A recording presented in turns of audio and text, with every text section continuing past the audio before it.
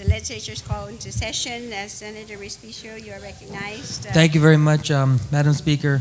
Madam Speaker, I move that we adopt the agenda dated December 29, 2008.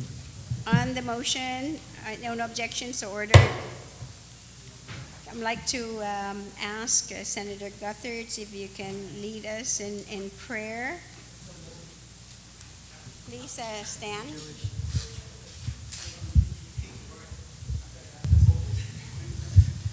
Thank you, Madam Speaker.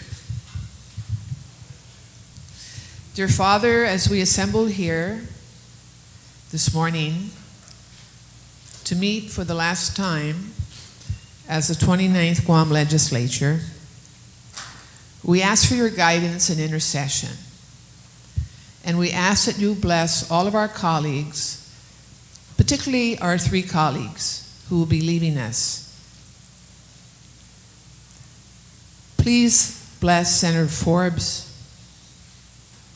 Senator Ishizaki, and Senator Shimizu. We thank them for their many contributions to the work of the 29th Guam Legislature. And we ask them to stay close and to continue sharing their wisdom and leadership with the community. Our message today, Father, is very simple. And I'd like to share it with my colleagues and the staff of this legislature today. Always remember that the 10 Commandments are not the 10 suggestions. Amen. I'd like to ask Senator B.J. Cruz to lead us in the Chamorro, Anogi Chamorro, and Senator Senator Calvo and the national anthem. Panogi Chamorro, Purita Nota, Kantai Matunanya Gitodu Iluka. Para y honra, para y gloria, a viva islas en para. Para y honra, para y gloria, a viva islas en para. Todo y tiempo y paz para dan gini langit na bendición, contra peligro na pansafuha, Deus protege San Guam, contra peligro na pansafuha, Deus protege San Guam.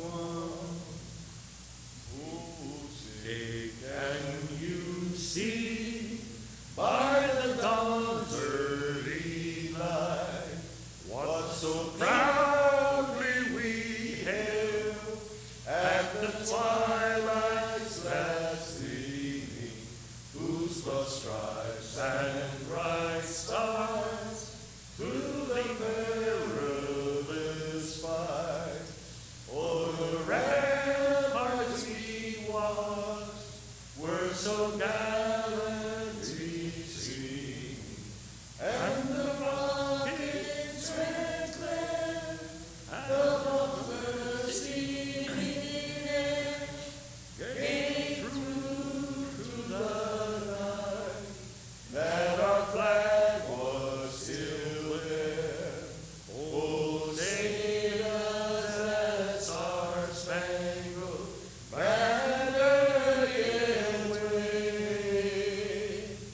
o'er the land of the free and the home of the brave.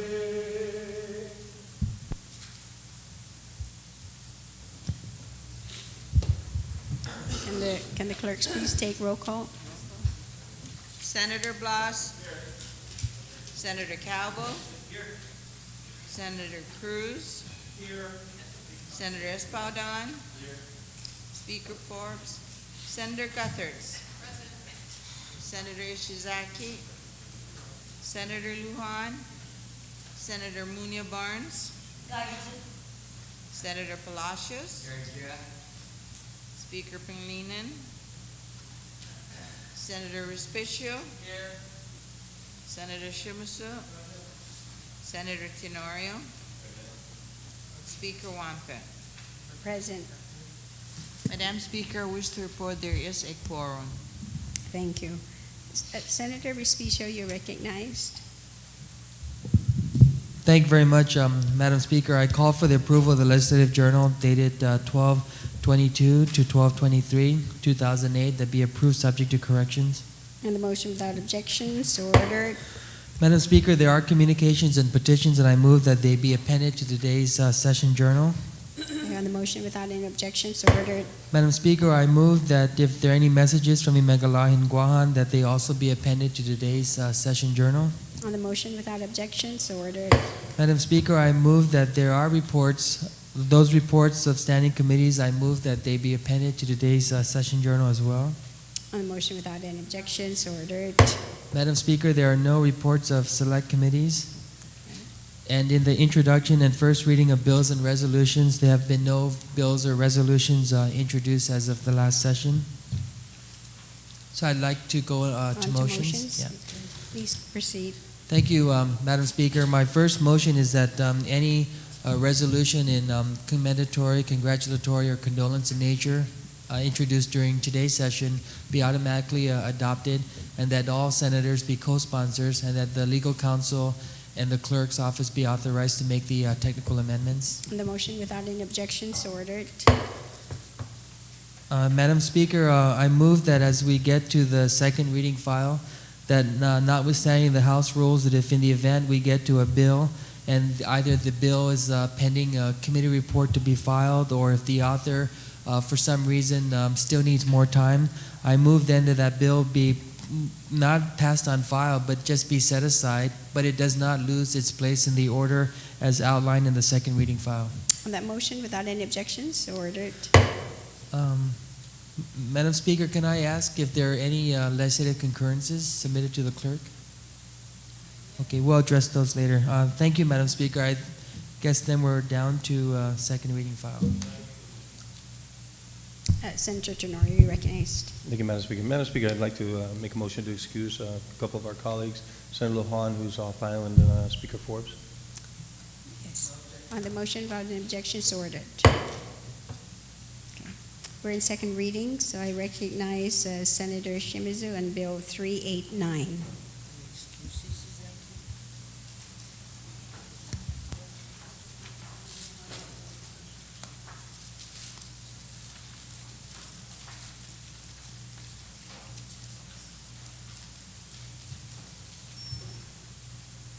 Thank you, Madam Speaker, and good morning. That was a wonderful wedding yesterday, Madam Speaker. Before I lay the foundation, I wanted to say that to you. Madam Speaker, Bill 389. I want to make a motion to accept the substituted version. Okay. I move that we accept substitute version 389 for purposes of voting today. So on the motion to accept substitute bill without objection, so ordered. Is the motion now to place the substitute bill? A motion to place. Thank you, Madam Speaker. Madam Speaker, this is one of those rare. Can I speak on my bill? No, make a motion first to place a bill, a substituted version on the third reading. Oh, okay. I'm sorry. I thought I did that. Okay, to move it to third reading for purposes of voting today. Thank you. And you want to discuss? Yeah, just it's a very brief statement that I want to. This is an act to waive the subdivision and the zoning setback requirements for lot number 251. That's in the municipality of Inalahan.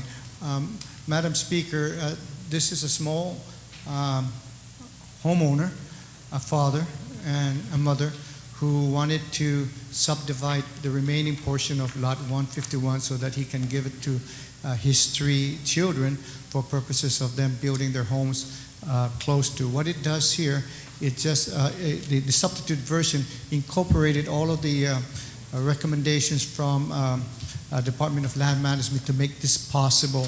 The land, what it does, it allows the family to be able to have an access road to be able to go back to the property.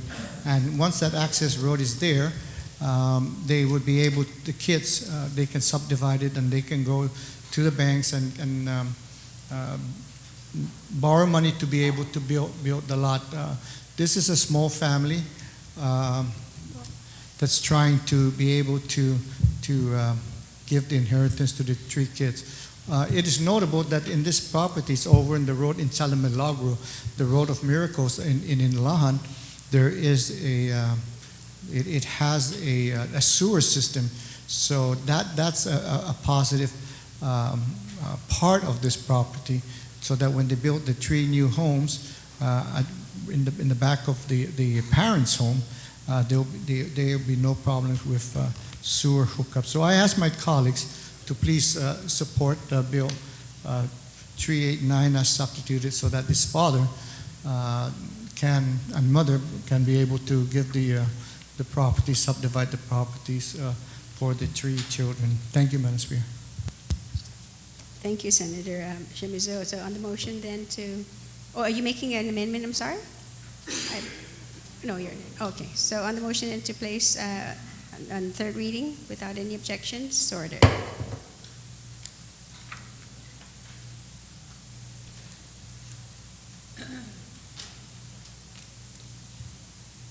With bill number 385, Senator Blas, you are recognized.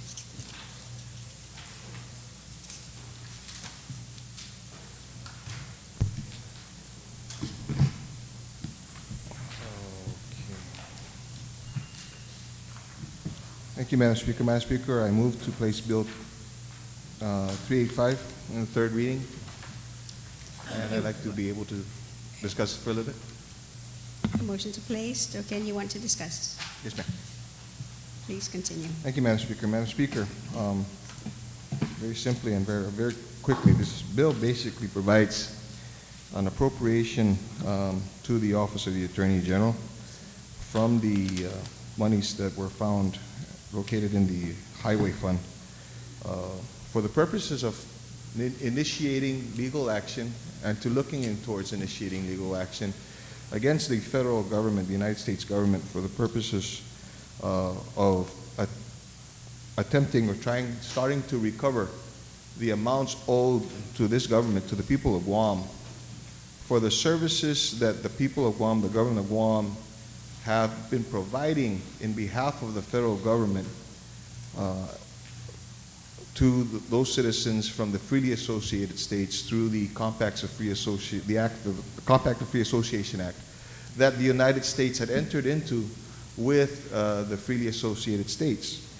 Since 1986, Madam Speaker, the government of Guam has spent in excess of $40 million a year providing these services to these individuals. These are services that were promised by the federal government to these citizens, and rightfully so. These citizens deserve and should accept and expect to be able to receive these services. And the issue is not that they're receiving, that they're of their expectation to receive their services. The issue here is the amounts that the federal government owes to the people of Guam, because the burden has been placed on the government, on the people of Guam, to provide these services. And as a result of this, over the last 20 some odd years, the federal government, in calculations provided in 2 different reports submitted by the executive branch. First one was in 2004, enumerating or detailing the expenditures of this government from 1986 to 2003. And the second one was provided earlier this year, in January of this year, for expenditures that we had in providing these services from fiscal years 2004 to 2007, that this amount exceeds over $400 million. You know, Madam Speaker, over the last few weeks, this body has been deliberating, debating, discussing, and basically trying to squeeze money, a nickel out of 2 pennies, in being able to find money, much needed funding for the different services, for the different things that the people of Guam expect, deserve, desire, need. Not what we want, what we need to have. And in all of the discussions, one is there is that lack of funding, there's that lack of money.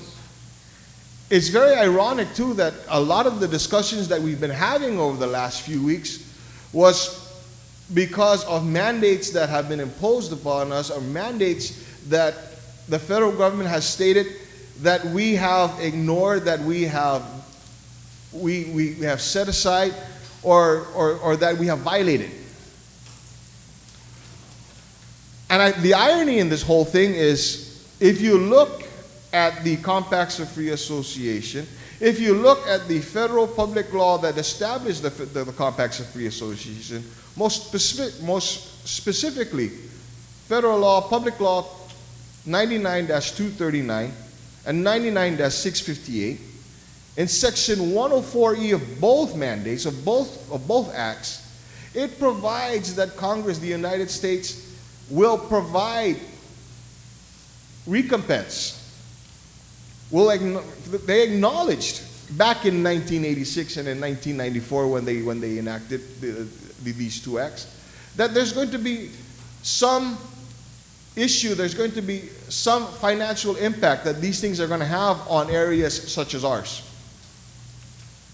And that it is the intent of Congress to reimburse these areas that have been affected for providing those services to the citizens of the freely associated states. I must say, Madam Speaker, this is not a lawsuit, or this is not an initiative that will go after those citizens from the freely associated states. They are just, when they come to Guam, they're looking for those opportunities that the federal government promised to them. So this is not going against them. This is going after the monies that the federal government owes us for providing those services. Again, going back to the conversations we've had over the last few weeks. One conversation, that what we need to do with regards to the landfill issue is going to cost us at least $202 million. There's the discussion that a good senator from PD had stated that once that is paid off, actually it's not going to be $202 million, it's going to be in excess of $600 million. We have an issue with regards to the schools, JFK, that needs to be rebuilt. Where are you going to get the money for that? In the newspaper, you read almost on a daily basis on the front page, the newspaper, the PDN, publishes the status of the rooms available at the Guam Memorial Hospital for our people.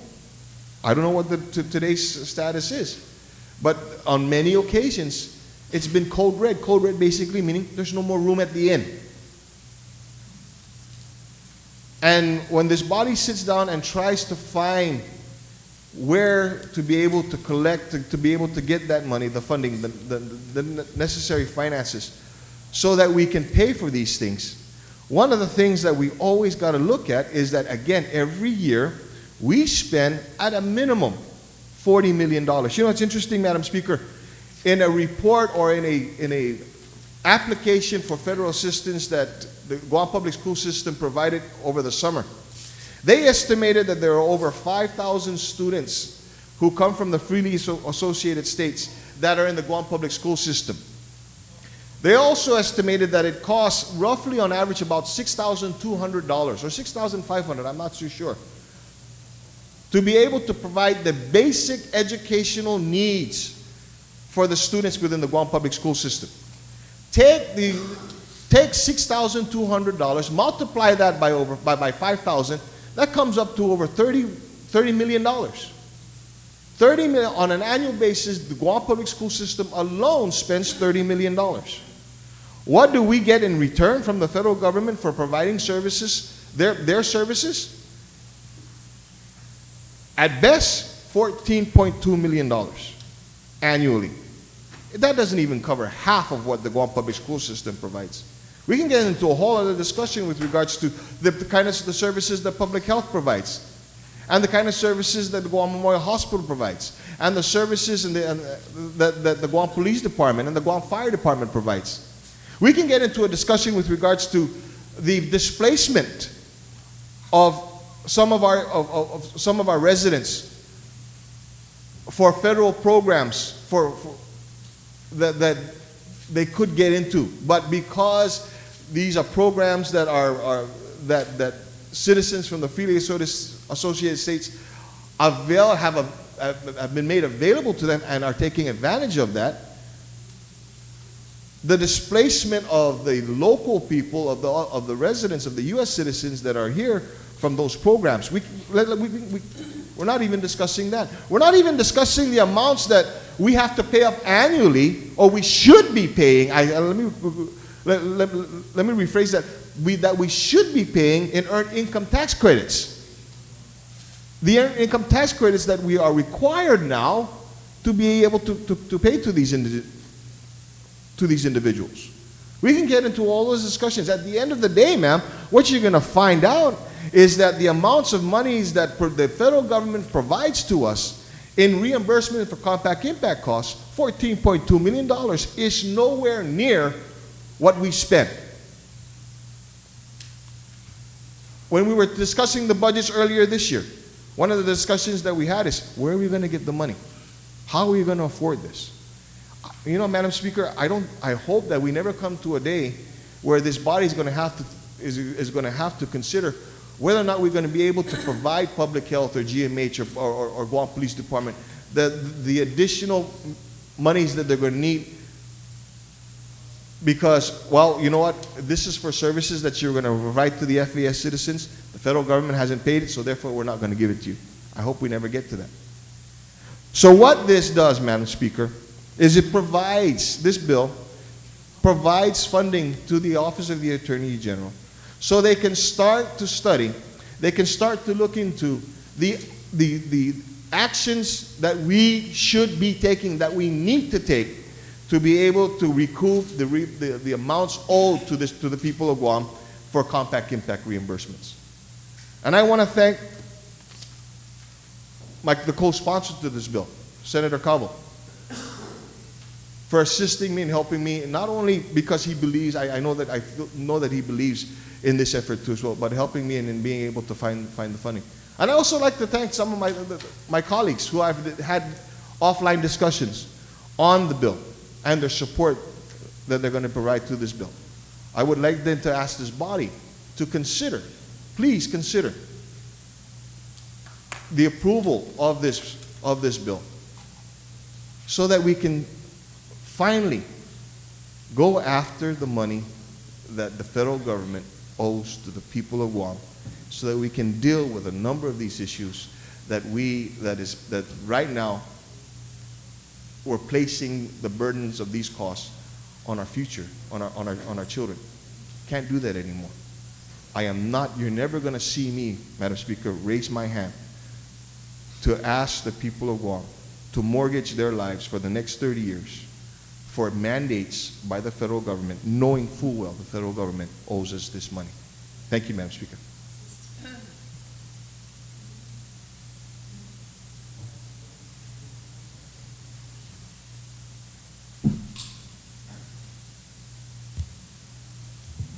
Point of Senator order, Fisher. Madam Speaker. Okay, please state your point of order. Madam Speaker, I rise to a point of order that this is an appropriation measure, and pursuant to the standing rules, we're required to be in the committee of the whole. So can I take a 1-minute recess?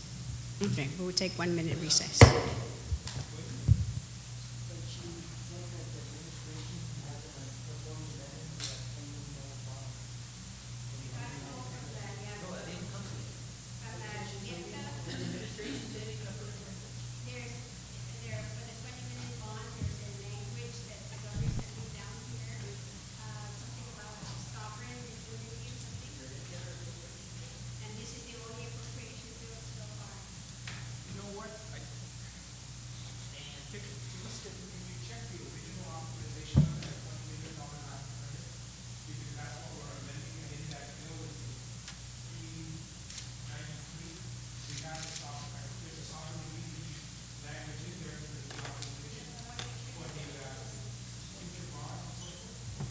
So it might be covered.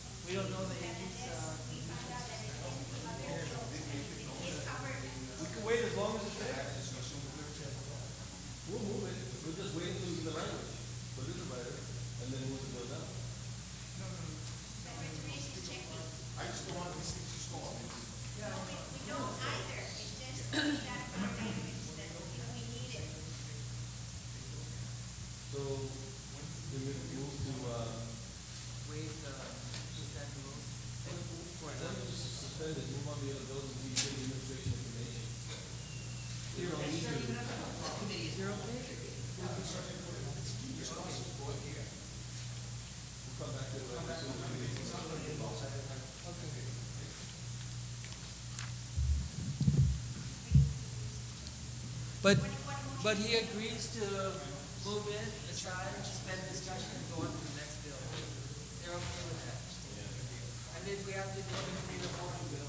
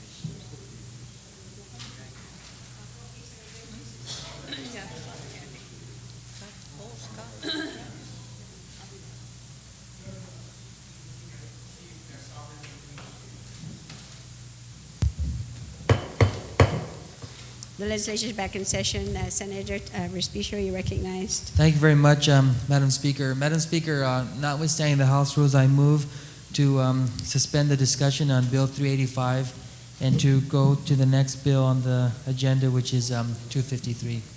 On that motion, without any objection, so ordered. Okay, so we are now then on Bill 253.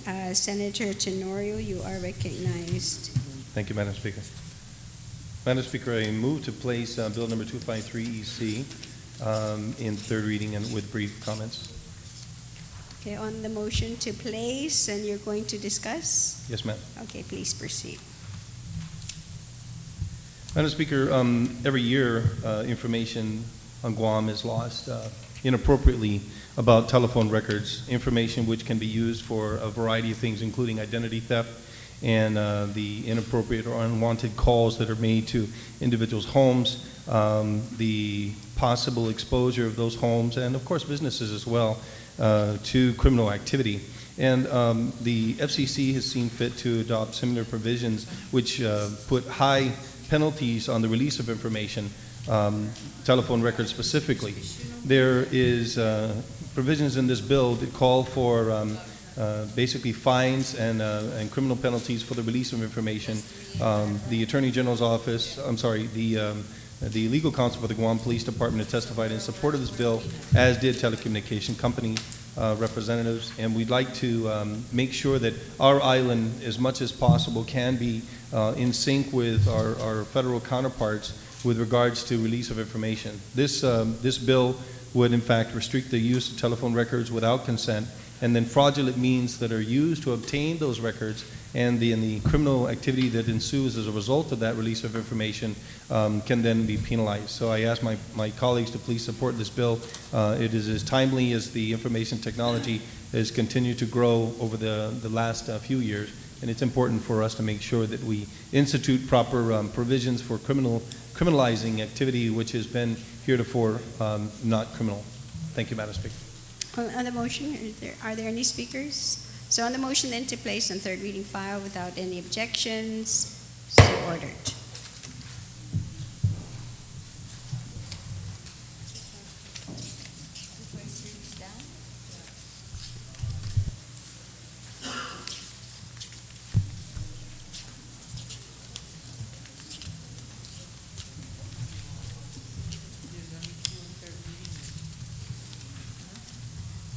We're now in Bill 256. Senator Tenorio, you're recognized. Thank you, Madam Speaker.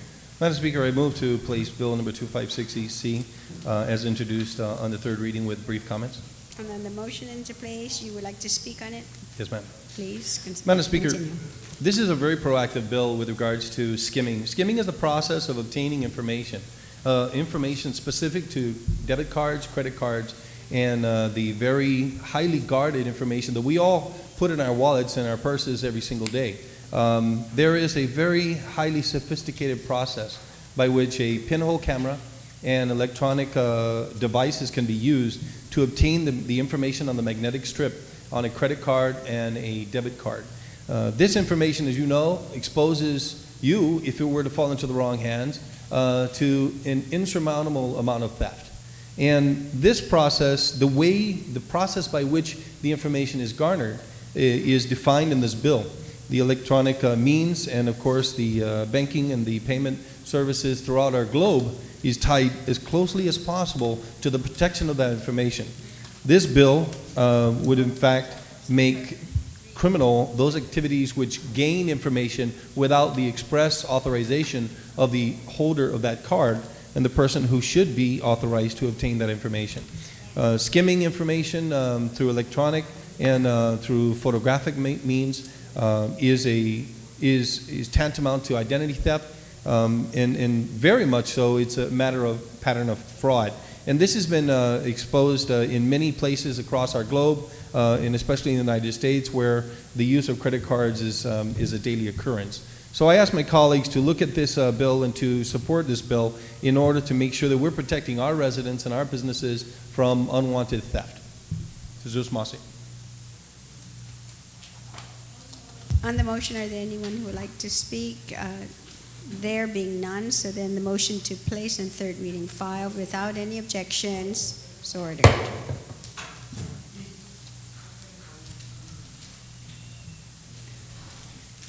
We have received Bill 379, which is number 5. So as they come in, we go back to them, so we will continue then. So 379.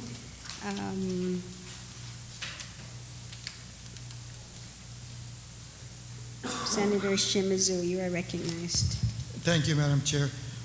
Madam Speaker, I move that Bill 379 be moved to third reading file for purposes of voting today, and I'd like to speak on it. Please proceed. Thank you. Madam Speaker, I'd like to thank my co-sponsor, Senator Calvo, and yourself and Tina Munoz Barnes for co-sponsoring this act. Bill 379 is an act to amend the exemption and limitation on the gross income contained in the Dave Santos Act as amended, in Public Law 2902 from 50,000 to 200,000. Madam Speaker, during the early days of the 29th Guam Legislature, I made efforts to get this bill passed through a floor amendment, and basically it's a bill that sets up public policy whereby we want to encourage and enhance small businesses on Guam. And the Dave Santos Act has been amended a number of times that have reduced the amount of the exemption from taxes, and also reduced the amount in terms of the total amount of what defines a small business. At one time it was 500,000, half a million, and now it's down to 200,000. And now we're bringing it back up a little bit to help our small businesses.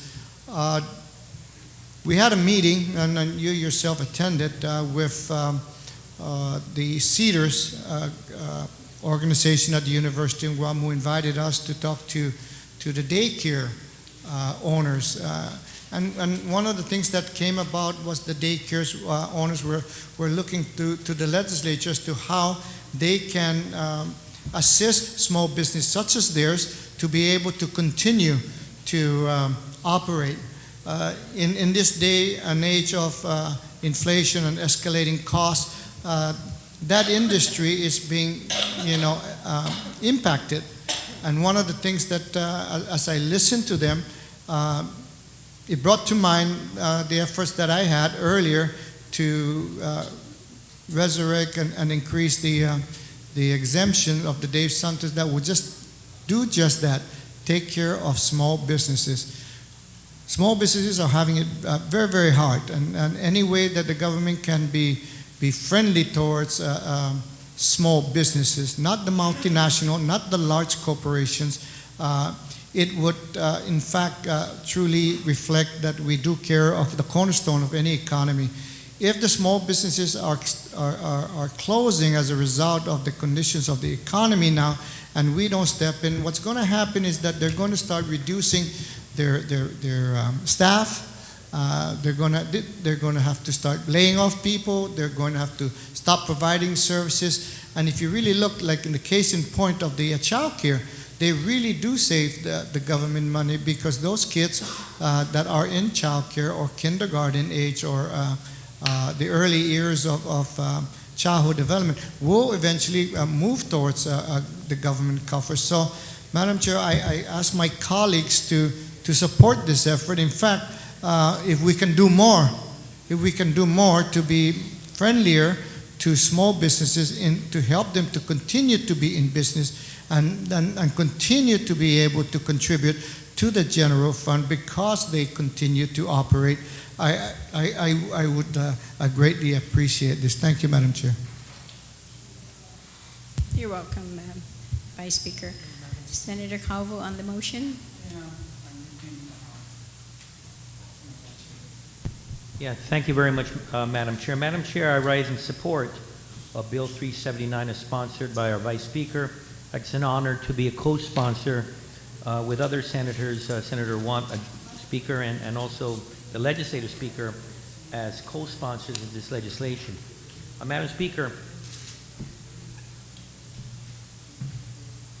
this exemption, and again, discussing with some of the senators that were actually friends with the original Mr. Dave Santos, who again this bill is named after, And what the intent of this legislation was, again, was to try to assist, really not assist, but trying to foster small business through lifting some of the hurdles in regards to government taxation for small businesses in the island of Guam. This particular piece of legislation really goes back to what the heart and the intent of the Dave Santos Act was.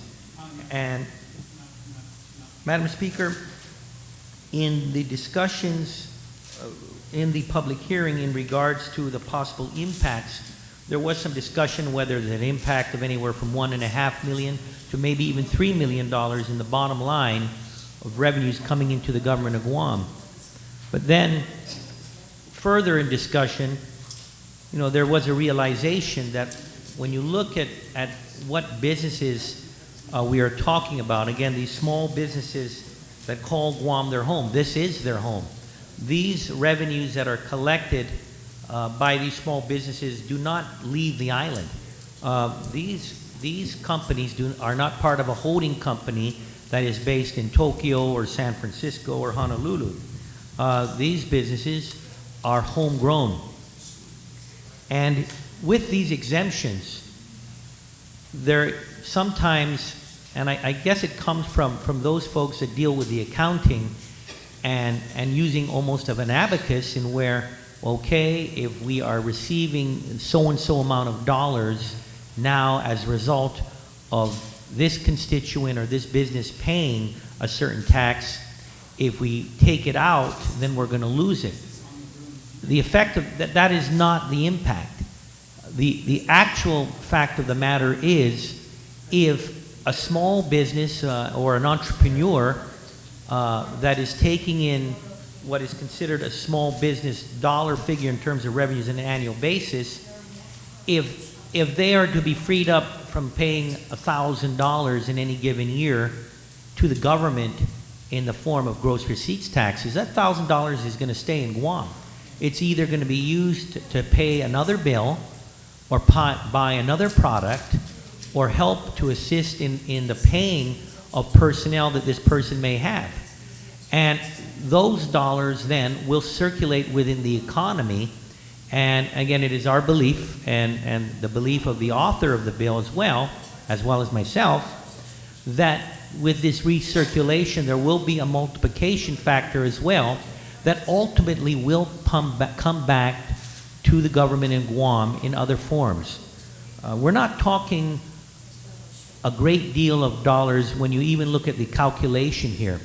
But again, even with that, with that amount of dollars that will be staying with these small businesses, we believe that it will further impetus for these small businesses to either save, which would help a bank, or spend, and with that also continue to help and assist in growing this economy.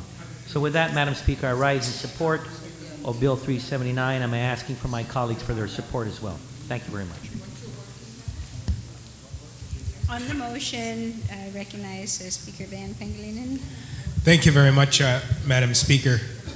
Madam Speaker, I certainly rise in support, not for the first time, not for the second time, not for the third time, like my good colleague, the Vice Speaker, but since the beginning.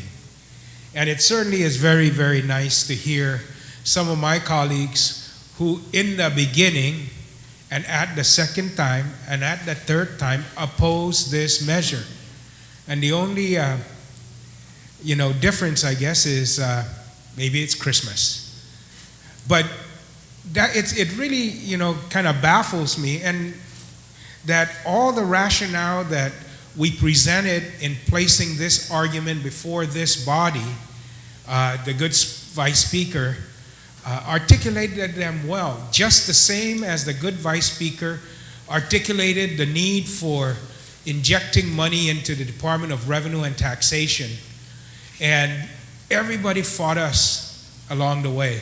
And I say us because I was right behind him supporting him. And every time we had a vote on an override, members of this body get up and argue against it. Now that the AG's or the IG's report has come out, it's like, what happened? Hey, Dan, lay. Yet, when the rubber meets the road, these guys had a flat tire, just went nowhere. But now, I accept their repentance. I accept it.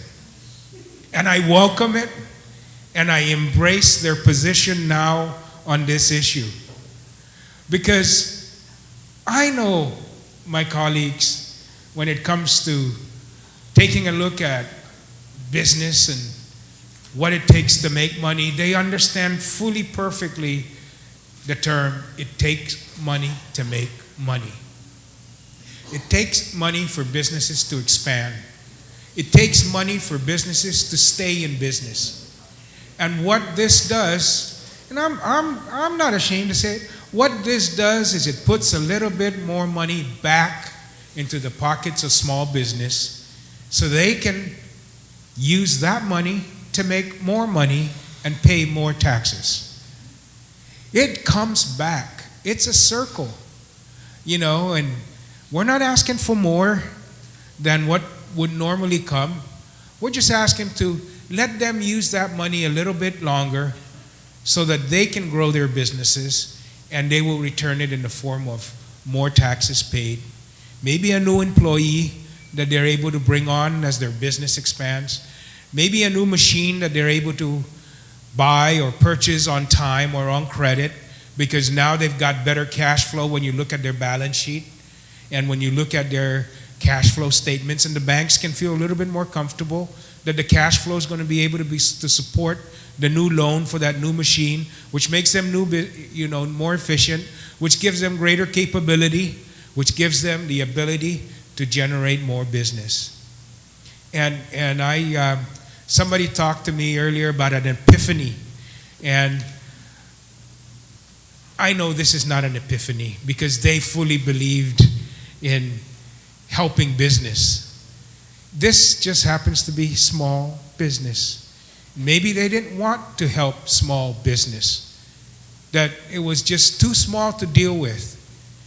But I want to congratulate and of course give appropriate and proper credit to the tenacity. People say I have some tenacity. I say the good vice speaker, when it comes to the Department of Revenue and Tax, since January of 2007, has been tenacious with regards to trying to place the resources at the Department of Revenue and Taxation to give them more resources to just ensure that people comply. Not to go after somebody who is struggling to pay his taxes, but for somebody who is creative in finding ways to avoid paying taxes. And for the daycare centers, this really has focused a lot on the daycare centers as a prime example of how this helps that type of industry. But it extends to so much more, When we take a look at the definition of small business as it relates to the economy of Guam, it's like 90% of Guam businesses, maybe 99% of Guam businesses are small business. I remember when I moved working in my career here to get additional experience, and when California Corporation I was working for said, if you want to advance your career, you got to come back to California and work in that environment, because we want to see how you react. And coming from Guam, that company was a large company here on Guam. And I moved to California, and I was in a graduate course at UC Irvine, and people were asking where people worked and so forth. And one of the questions they asked, and I'd just been in California for a short period of time, and we were going through this executive management development program, and part of that was taking some graduate courses.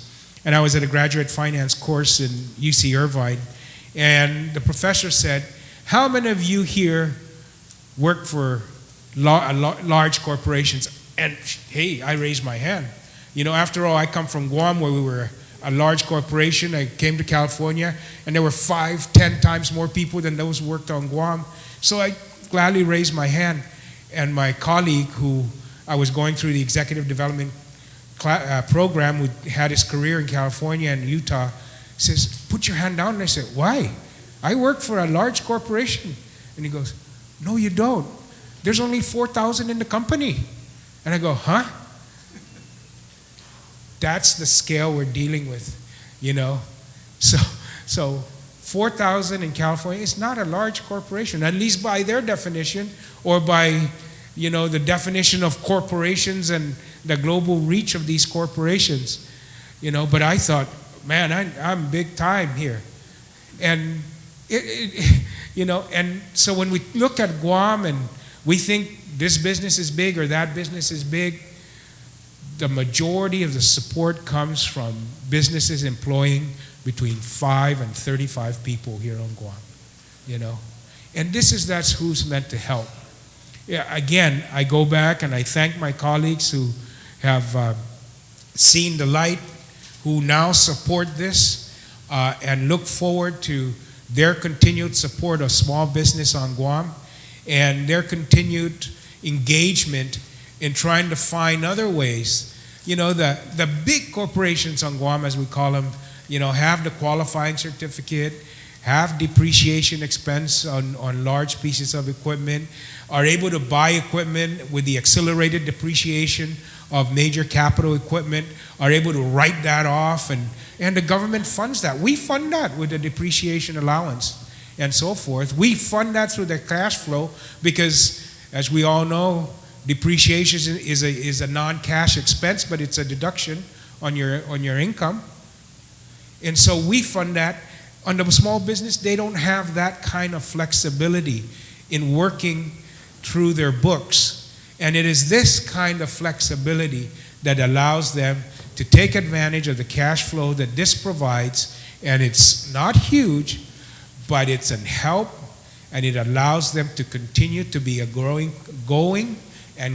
concern, so that one day they will eclipse this threshold and pay, you know, full taxes on their dollar, just like, you know, our QC recipients that we hope and we wish and we legislate that they pay their full share of taxes at the end of their qualifying certificate. But I tell you, it doesn't work that way because of the muscle they have.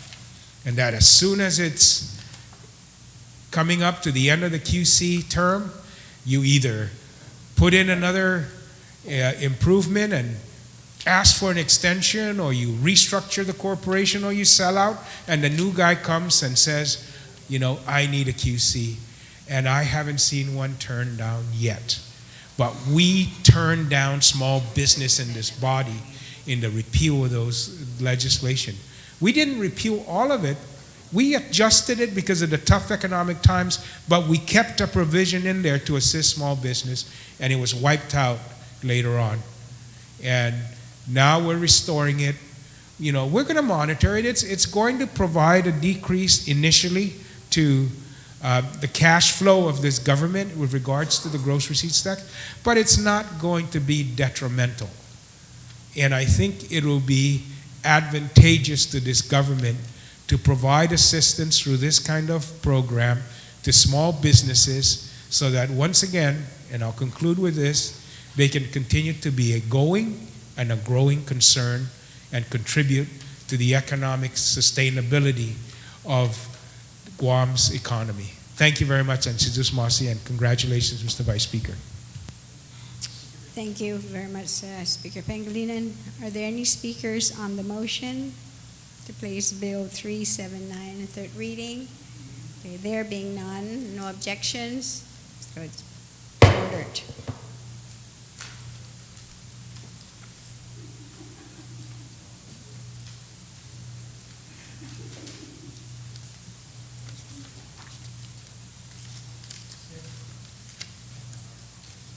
Bill number 357, Senator Tenorio, you're recognized. Thank you, Madam Speaker. 257, I'm sorry, 257. About to say there's a Magnum. Just a second. I want to see if there's a substitute. Yes, there's a Yeah, substitute version. all right. Give me 1 second, Madam Speaker. It's further back. Oh, there.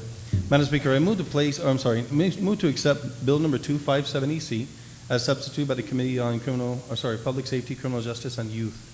On the motion, without any objections, so ordered. Madam Speaker, I move to place Bill number 257EC as substituted in the third reading. I'd like to speak on the bill. Yes, please proceed. Madam Speaker, thank you very much. Madam Speaker, this bill proposes to hold the government of Guam to the same standards we place everyone else, to have liability insurance on government vehicles. Government vehicle liability insurance would save this government and a substantial portion of our population who have to deal with issues with regards to government vehicles in a much, much more advantageous position, and this is why. The vehicles of the government of Guam, in order to insure them for simple liability insurance, cost around $200. You'll see in the listing provided by Bureau of Budget, the number of vehicles that are registered, the number of vehicles per department instrumentality of the government of Guam, and the approximate cost to have that average liability insurance. Now, I'd like to go over a couple of these numbers just to be clear about some of the figures. First of all, a number of these vehicles I think are exaggerated. And the reason I say that is this. The mayor's office, I understand, is listed here. They've got on an average of 12 vehicles per mayor's office. I don't think that's accurate. If you go to under department number, for example, number 1000, Department of Public Works, the buses in that 475 should already be insured. If you go further down in the Guam Police Department, department number 1200, the immunity exists with regards to emergency vehicles, and the same can be said. They're simply uninsurable because the nature of the nature of the work that they do in law enforcement makes them, we can't obtain insurance for them. So there's a number of vehicles that are already exempt in this area. The ADA requirements with regards to GPSS, there's already a number of vehicles in special education which should already be insured. The law enforcement under Department of Parks and Recreation, under Department 2500, are also exempt for the same reason as the Guam Police and the Guam Fire Departments. The Guam Guam International Airport Authority should already be insured by virtue of the covenants which exist for their agency because they are autonomous. And then you have a number of vehicles under Department Listing 8400 toward the bottom, which has 123, where a substantial number, I think, of those vehicles are private contractors, but they are leased, and they are already insured under their owner. We were looking at the figures that were laid out here, $475,000, which we think are a gross exaggeration. I think that the actual amount of money would probably range somewhere between $60,000 and $200,000 for the actual cost of the insurance.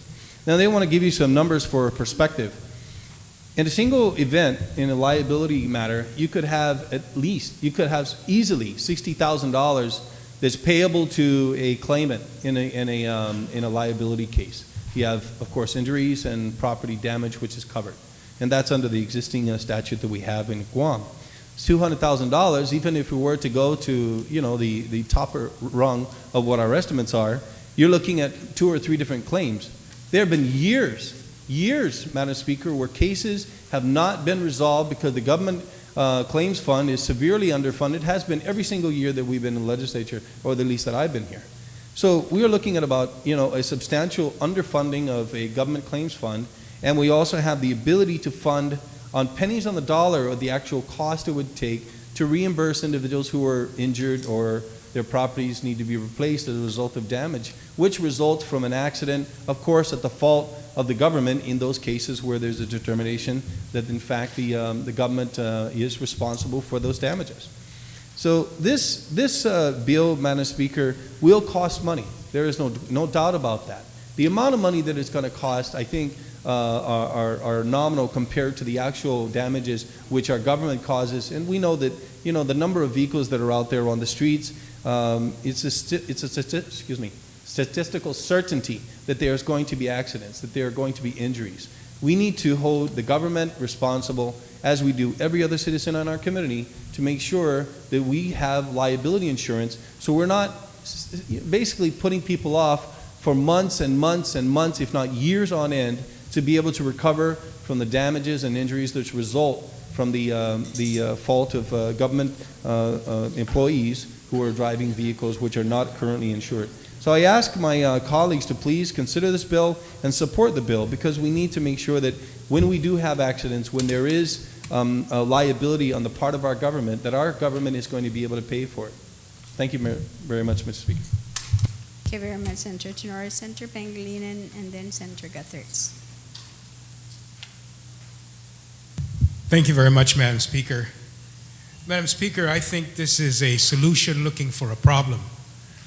And the reason why I say that is because first we have to define what's the problem that's going to be resolved in this. And we heard, of course, that there's years and years and years of unsettled claims, but where is it? Number one, there's no testimony at all from anybody. There's no testimony from DOA with regards to the status of the claims fund. There's no testimony on the AG on the number of vehicular accidents that have been filed with where claims are filed against the government. Where's the substantiation that this is a problem that needs a solution?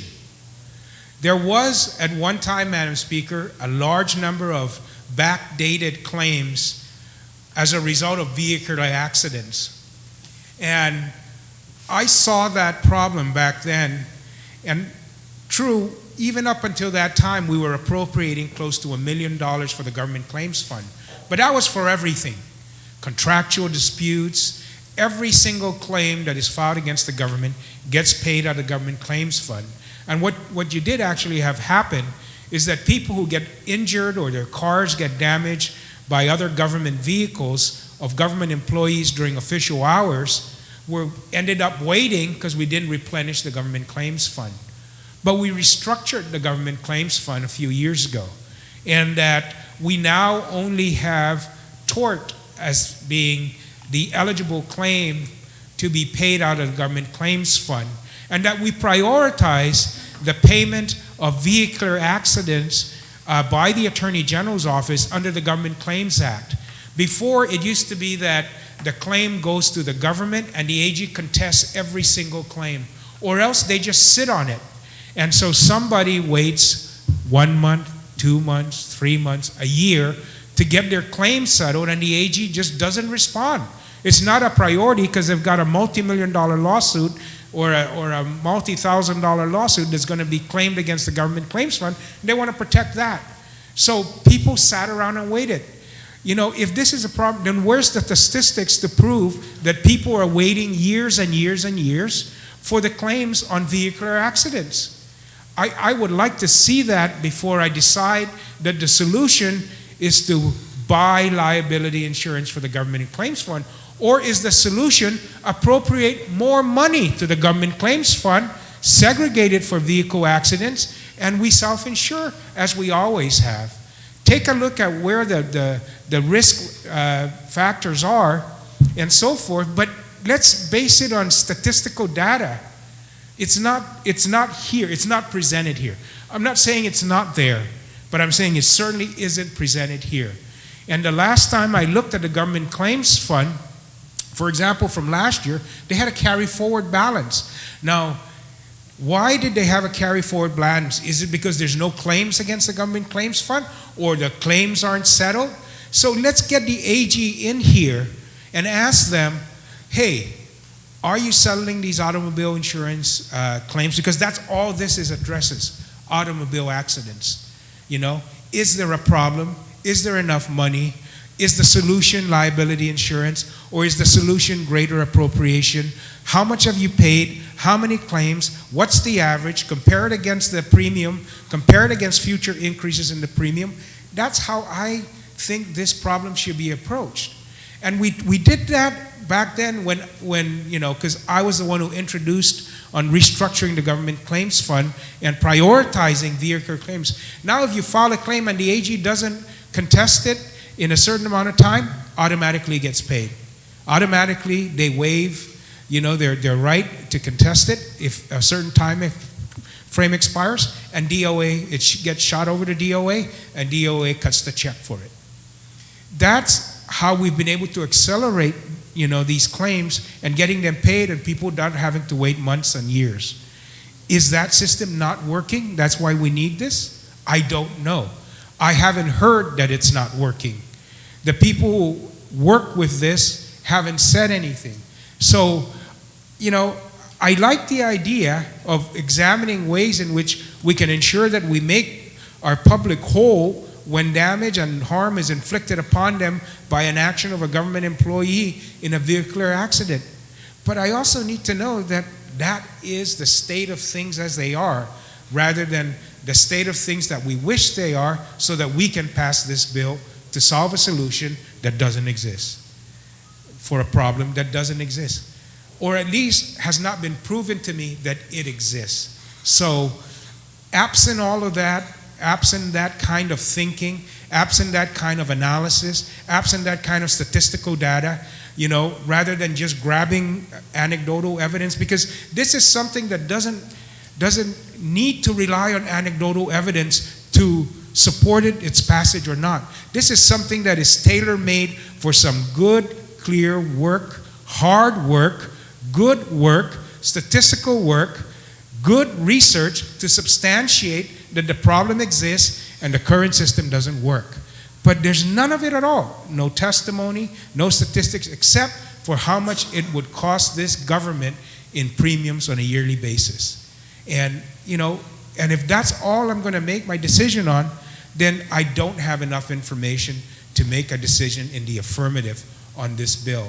So I would like to see that kind of information presented to this body so that we can make an educated, informed, and what I would hope to be, you know, a decision that will support making a change if it's needed in order to ensure that our general public and our people are made whole when they are injured by actions of government officials and government employees in the operation of a government vehicle.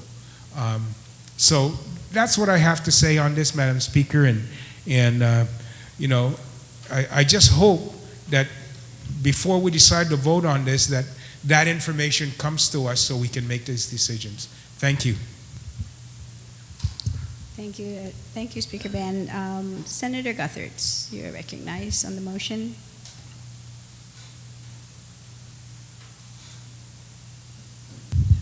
Madam Speaker, my concern with the bill is that it changes really the potential of sovereign immunity for the government. And it places the government of Guam in a situation where it becomes directly liable for any potential claim against it through commercial insurance claims.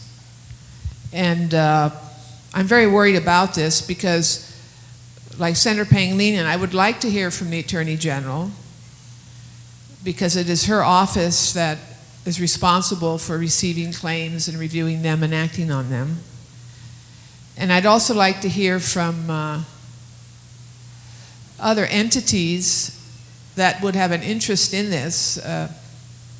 I'm sure the private insurance companies would love this. But I'm very concerned about the legal questions this may raise for the government of Guam. And I think some more research is needed here and some more documentation as to what the impact would actually be.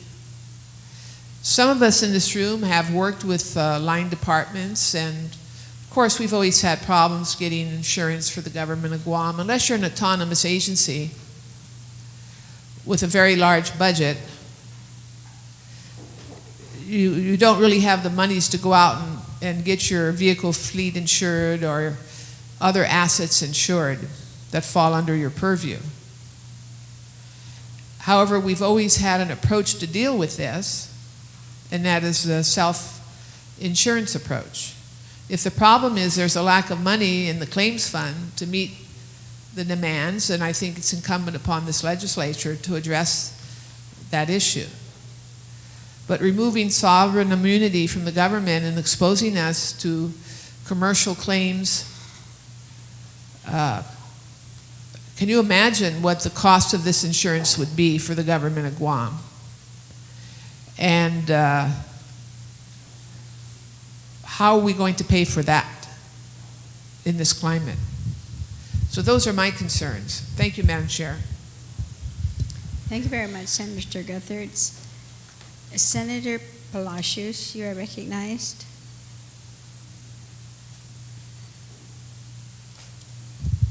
Thank you, Madam Speaker. Madam Speaker, well, I do not necessarily disagree, of course, that government vehicles should carry liability insurance for the protection of perhaps the other party. But to pay $475,000 a year on premium, I wonder really how much on an annual basis this government is paying out for claims against it. And if that is a smaller amount, then perhaps we should maintain status quo and maintain self-insurance. This is a very substantial amount of money that without a very clear comparative figures, such as pointed out by previous speakers, I'm not prepared to support this at this point. I venture to say that perhaps what it's costing this government now under the self-insured policy is that it probably is a smaller amount being paid on an annual basis, and therefore we would actually have been saving money by the current status rather the status quo. So I need more figures, especially the history of cost this government pay out for claims against it. Thank you, Madam Speaker. Thank you very much, Senator Palacios. Are there any other speakers on the motion? Then I would recognize the mover of the motion to close, Senator Tenorio. Thank you, Madam Speaker. Madam Speaker, I want to thank all of my colleagues for their criticism of the bill and their insightfulness. Their concerns are similar to mine, in that we've been trying to exact this information, statistically speaking, from a variety of different sources. And, you know, I could sit here and say, you know, well, Madam Speaker, let the bill fail or pass on its merit, because we have to hold our citizens to the same standards of this government and vice versa, that this government should have its own liability insurance, just like we require every other citizen on our community, because that's the way it should be. We should make sure that we don't hold other individuals within our community to standards that the government's not willing to do itself. In many cases, there may be exceptions. Maybe this is one of them. Maybe we're not spending enough money. Maybe we don't have enough facts to be able to move on this bill. And so, you know, I'm not naive enough to believe that this bill will not be passed or fail based on the concerns of my colleagues. And so, you know what? I'm going to be forthright about it. I'm going to go ahead and ask to withdraw my motion to move it to third reading and move it to the inactive file. And therefore, in the next legislative process, hopefully I'll be able to exact some of these figures and the statistics that people are looking for, because I too want to make sure that we're not going to be spending money unnecessarily. But I also don't want to see individuals who I am told hold off for months and sometimes years to get claims settled with the government of Guam, because we in fact do appropriate less monies for our claims fund than we should. So I'm going to go ahead and withdraw the motion to place it in a third reading, and in fact make a motion to place it in the inactive file, and I'll reintroduce the bill and make sure we get those facts before we move it in the next term, so that we know exactly what the amounts are, because I want the satisfaction of all my members here to be intact before they vote on a measure, that they know what the real statistics are. And sometimes, honestly, Madam Speaker, I'm just as frustrated as they are, because sometimes getting information is not as easy as we'd like. So thank you very much for the opportunity to speak on the bill, and we'll be doing it again in the next term. Thank you. Thank you very much, Senator Tenorio. On the motion, without any objections, so ordered. Bill number 314, Senator Espaldon. Thank you, Madam Speaker. Madam Speaker, I move to accept Bill number 314 EC as amended, as substitute by the Committee on Judiciary, Natural Resources, Infrastructure, and Cultural Affairs. On the motion to accept, no objection, so ordered. Thank you, Madam Speaker. Madam Speaker, I move to place Bill number 314 EC in the third reading file, and I wish to speak a little bit on it. Please proceed. Thank you, Madam Speaker. Madam Speaker, very simply put, this Bill 314 basically would establish a policy that any artifacts or remains, ancestral remains, become the property of the government. In essence, right now what we have is the private property owners, upon a finding of any artifacts, relics, or historical remains, the current landowners have the first rights to any fines on their private property. This bill would essentially establish a policy that those remains, those historical artifacts and whatnot, will belong to the government of Guam. And again, that's for the purpose to be able to study it, to be able to preserve it, and be able to display it, and to be able to put forth our cultural heritage in perspective and keep it within the people of Guam. Right now, we have, moving forward with the military buildup, we're going to see a lot of development. We're going to see a lot of excavations, and I am sure that we're going to find a lot of artifacts and a lot of remains that, again, should belong, I think, in terms of what the policy should belong to the people of this island, so that we can preserve it and display it according to the way we as a people want it to be preserved and displayed. And very, very simply put, I'm asking for the support of my colleagues on this bill to establish this policy. Thank you. On the motion, anyone who would like to discuss it, Speaker Ben, you're recognized. Nanga, Madam Speaker, sa no sta pro hukukisakan sa megaya palabraso. Okay. You know, Madam Speaker, rarely do I get up, but I told Senator Espaldon, I think he and I were the only two individuals at the hearing. There might have been somebody else, but the bill as originally introduced, I liked very much. The bill as amended, I love, you know. And I keep telling him, Jim, where's that bill? I love that bill. You know, sa hafa, sa ugwaidza, I historiota. Ugwaidza I pinelu ni tautomo na, ni manmofo na gwinigitano, gwinigitano chamoru tanu guahan. Ja at man tempo guana an gua manyoda pinelu ni tautauta ni manmofona guinigi hiluesti itanota kulan lingniana izonia ti izota istigi nalai lingniana izota ja taza gai izu eji ipinelu ni tautomo na guinigi tano na itauto itano gai izu. Jata protehi, jata na siguro na ningayan na tafan masakengwan, ningayan na tafan matsulegwan, taigwi ni man matsuli, isineda, siya archaeologist ni man matumagi para tafan mastudia, tay manu linalota gini ni antes na antigo na tempo. Daan ni masoda siya ipinelunia, Fera di ma istodba, matsuli, zaman na suwa, zaman na hono para itano san lago. Dan kagaya siya gui. Tihita hasti humahaso na tauto. Megay na gobyerno siya ni independenti na gobyerno ni siya mumanenea nilala niya, I gobyerno niya, I gunahan niya, hagasa mapasa na izun niya, izun itano, izun itauto. Jamegay paugo na unli na nuevo na gobernamento siya ni Gininistaba na man makolonisa lokwi. Ja ani tempun man makolonisa. Man holumi. Man kakalanize. Ja matsuli iguinahan ni tau-tau tono.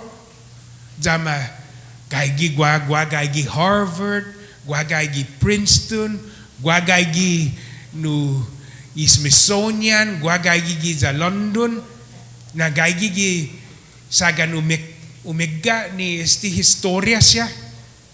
Ja esti pagui nuevo na gobyerno ni man matsulegwan nedzo. Gaigi pagu za man nuevo na manyua gi papa i padzo ni man colonize ya ni pagu na man independenti mas pipia pagu tay manu empenyo za manohano para kotti ti kotti ni tanu niya bad kotti ni tanu ani manggaigi ikosas niya zaman masusu pero matsuli tati igunahan niya hafagwi Harvard na poalok i-zon niya i-artifacts i-aborigines kinintay mano hojino muna isyano autoridad pero mastodba o matsuli o mastudia pes munga siya muna lalo sa tilalagta na tsamos tutudya jaw na judam taymano bintingo hafa guahas ang taymano inilalayan tigo man malago hit lokwi patatungo no so may lafan holum sa fan man studia lo sa mo aday no na alum na pudi hago no umilaw sa hago umistudia na idzomu sa ponsulehan no polo itiningo mo sa John natungo ham John tsuli itiningo mo lo pegay ko sa mommy za dainon nasua sa ti idzom mo idzo ni tau-tau itano istigi dong kulusti na tinulay ka gilay idzigi na leku ugwayjas tinabio sa ugwayja tau-tau ta ugwayja historiota ugwayja pinelunia za tori tempo jahu ningayan no mafuna se no naguinaiza jajau na beo no ilokwi donkulu na agradecimiento si Señor Espodon ni Estina beo ja masya beo mina 4 gini lo jahu na significanya sti na beo mana nangga sa gua gumaiza sti agu jamwa gua ugwaiza donkulu no na diferensya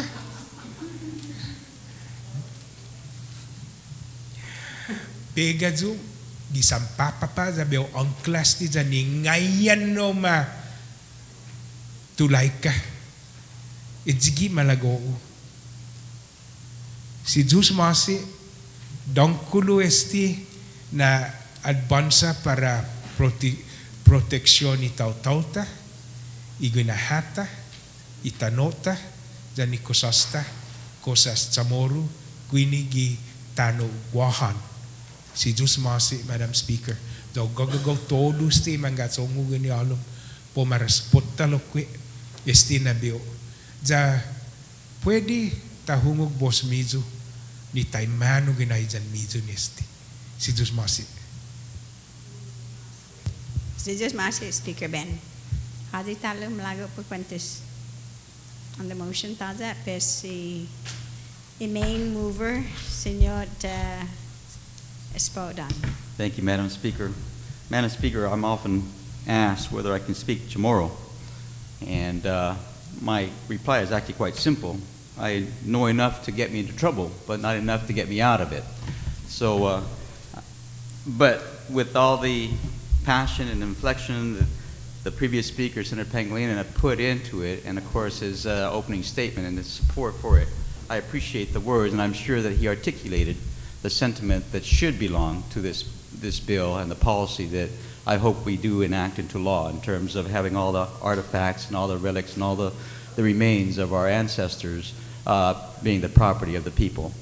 I would like at this point in time, Madam Speaker, to make a motion to add another co-sponsor to this bill, and I move to add Senator Speaker Judy Wampat as a fourth co-sponsor, as a co-sponsor to this bill. And I would also like to add Senator Ray Tenorio to this as a sponsor of this bill as well. On the motions then, for both, so no objections, so ordered. Thank you, Madam Speaker. In closing, I just want to ask for the support. I feel very honored to be able to introduce this legislation. I think going forward with this military buildup and all the fines that we're going to have, that we will be a richer island because of the policy, this policy, if we do enact it into law. Thank you, Madam Speaker.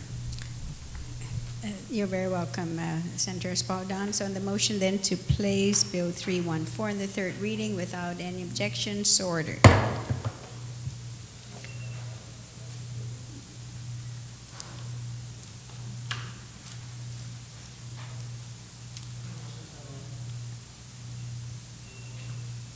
Okay, there's Togi na yun sa nga.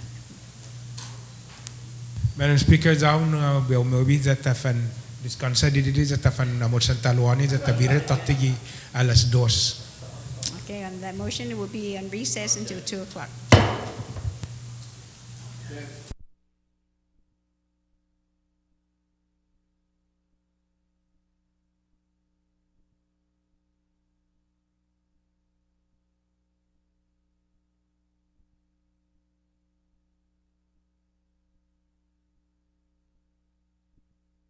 I know there was a motion to put aside or put on hold until such time that we're able to get the language needed for Bill 383. So 385. So Senator, we left off with Senator Blas, who is the author of the bill, and I understand that we do have an amendment. Yes, I do, Madam Speaker, but before I do that, I think I need to move, notwithstanding the House rules, move the requirement for the, to go to the, waive the requirement for the Committee of the Whole. So for this bill. notwithstanding. No objections, and so ordered.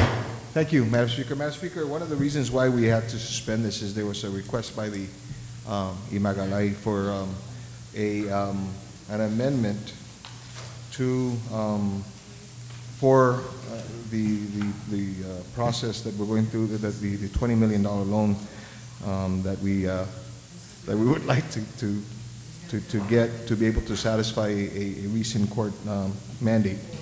And with that, ma'am, I'd like to be able to proffer that amendment in behalf of the Governor of Guam.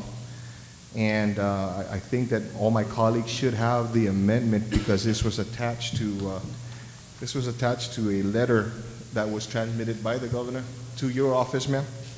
And it's page 2, and basically is an act to add subsection F to section 1512.2 of Title 5 of the Guam Code Annotated relative to authorization to enter into loan for the landfill costs.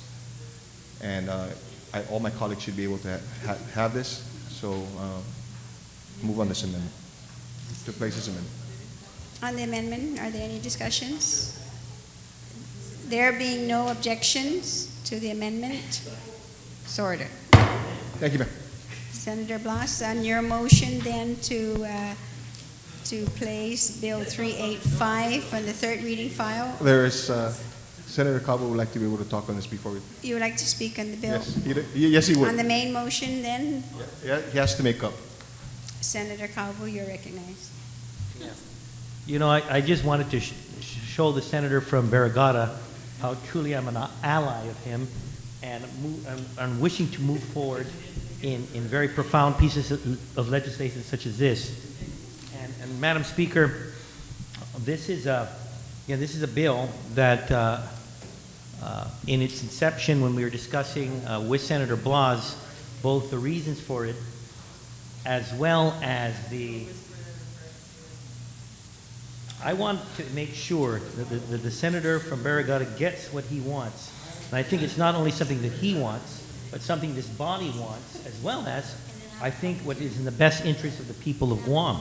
And he was showing me some notes here on some of the statistics, especially in his oversight on health, as well as other areas in which, again, there has been a tremendous burden placed on this community and this government. I'm not too sure of which one of my colleagues were present at the public hearing in regards to this particular bill. And much of the discussions that went on were supportive of the bill and its intent. The problem was, of course, that there may have been a misperception by some of our citizens into, I guess, the rationale behind this bill. The last individual to testify, and again, he was just as passionate and emotional in his reasons for opposing the bill. In one of the particular reasons, and I can think my colleague can recall the author, was that there was a perception that this might be an attack against our neighbors and our brothers and sisters from the other islands, and in reality it was not. The island of Guam, our community, is a very open society, an open community, and inviting to all our brothers and sisters from other islands who are looking for better opportunities. And I think the main issue here, and what we try to make to explain to every one of those representatives from the federal government to come to Guam, we're not against the treaty, but we are steadfast in our belief that the United States government has an obligation to the community, our community Guam, as well as the differing governments in which they have signed this compact treaty, where their citizens can move freely to areas such as Guam and other territories and states. The fact of the matter is that there has been this mass movement, immigration into our territory, and these have become very productive citizens, not citizens, but representatives and neighbors in this community. They're neighbors in Momong Totomaiti, Tumuning, Jigo, all the way down to Malesu. There are neighbors, but we have to also deal with the facts. The facts have been is that our island has been in a very difficult financial position. Our economy has been contracting for many years, and with that, though there has been an increase in population, not only of our residents, but also increase in population of citizens of the FAS or members of the or citizens of the FAS moving to our territory, there has not been always a job opportunities that may be available, and it can be readily seen in some of the statistics that we've had to work for, not only in the Guam public school system, which the author has mentioned, but also in areas such as public health and our hospital. The MIP program, which is specific for those that are economically indigent, of that, 50% of the participants are again of FAS descent. The Medicaid program, about 13 to 14% of those recipients are also of the FAS descent. Now, Medicaid, it is closer in line to what the population demographics are of residents from the FAS, which is around 13 to 14%. But again, with MIP, it's running close to 50%. The cost that the author of the bill mentioned for education was close to $30 million annually. If you look at the cost for again, MIP, which is around $15 million, and then you just take half of that, which is a proportionate share that would be of FAS residents, you're looking at about $7 to $8 million. And then you add another $1.2 million, which is that share that comes out of Medicaid. So, Madam Speaker, this is not an attack against our very productive citizens of Guam and all the members of this community, but it's a way for us to ensure that with them present in this island and this community being able to provide services to everyone, including them, is that we have the resources available. And that is why it's incumbent on the United States government to give us those necessary resources as outlined on the Compact Impact Treaties. If you can recall the testimony from that individual that spoke again passionately against this legislation, there was also perception that the anger, and I call it anger, that for some reason maybe we're not patriotic as a community towards the United States government, or we are somehow disloyal. That was my perception. Maybe I'm wrong, but I can't see it that way. In the public hearing, I did ask the gentleman what state he was from, and I didn't mean it to be an insult. He called it an insult, but I meant it as a comparison. And he did make mention that he was from, I think, the state of Oregon originally, or some of his parents. One of his parents may have come from Colorado. And I advised him that, especially when it came to Western states, there have been states in the Union that have launched legal action against the federal government for different reasons. So this is something that is not unpatriotic. It's a tool that is used in a democratic society. And whether it's a state that launches a legal action against the federal government or a territory, that is a remedy for a disagreement. And I did also make mention that though there have been several states that have launched legal actions against the federal government, it is interesting, especially when it comes to certain types of regulations that are imposed on states, and some of these regulations have gone through a process, not only regulatory, but statutory in manner as well. And for a state government to launch a legal action against the federal government for certain types of statutes that are imposed on them, or regulations imposed on them by the federal government, it's interesting to note that these states have senators in the U.S. Senate and have representation also in the Congress with congressmen and women in the House of Representatives. At least these states had some participation in the body that makes laws that maybe that particular state government has a problem with.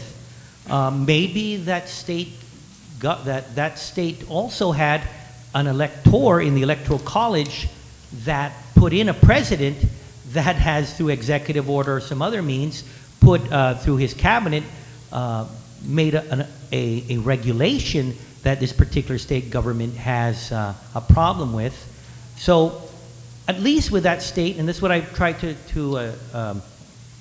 discuss with this gentleman, those states that have launched legal actions against the federal government, they had some participation in the process. For Guam, we don't have that. We've had, and whether it's from senators here, or the governor, or some of the department heads in the administration, or a collaborative attempt, we've talked to representatives of Congress, in Cadell's, we've talked to members of the administration that visit Guam and advise them of our issues on compact impact. We've sent out resolutions. But after that, there is no other recourse. We can't vote in the House of Representatives. We don't vote in the Senate. And we don't have an elector in the Electoral College that puts our president in office. With that, Guam just has limited means. And I think it's so important that because of that, and feeling that we have really disposed of all other options and tools available, there's nothing left but to file a lawsuit. Madam Speaker, I rise in support of this piece of legislation introduced by my colleague. I'm a sponsor of the bill, and I'm asking for the support from all my colleagues as well. Thank you very much. Thank you, Senator Caldwell. On the motion, are there any speakers? Speaker Ben, you are recognized.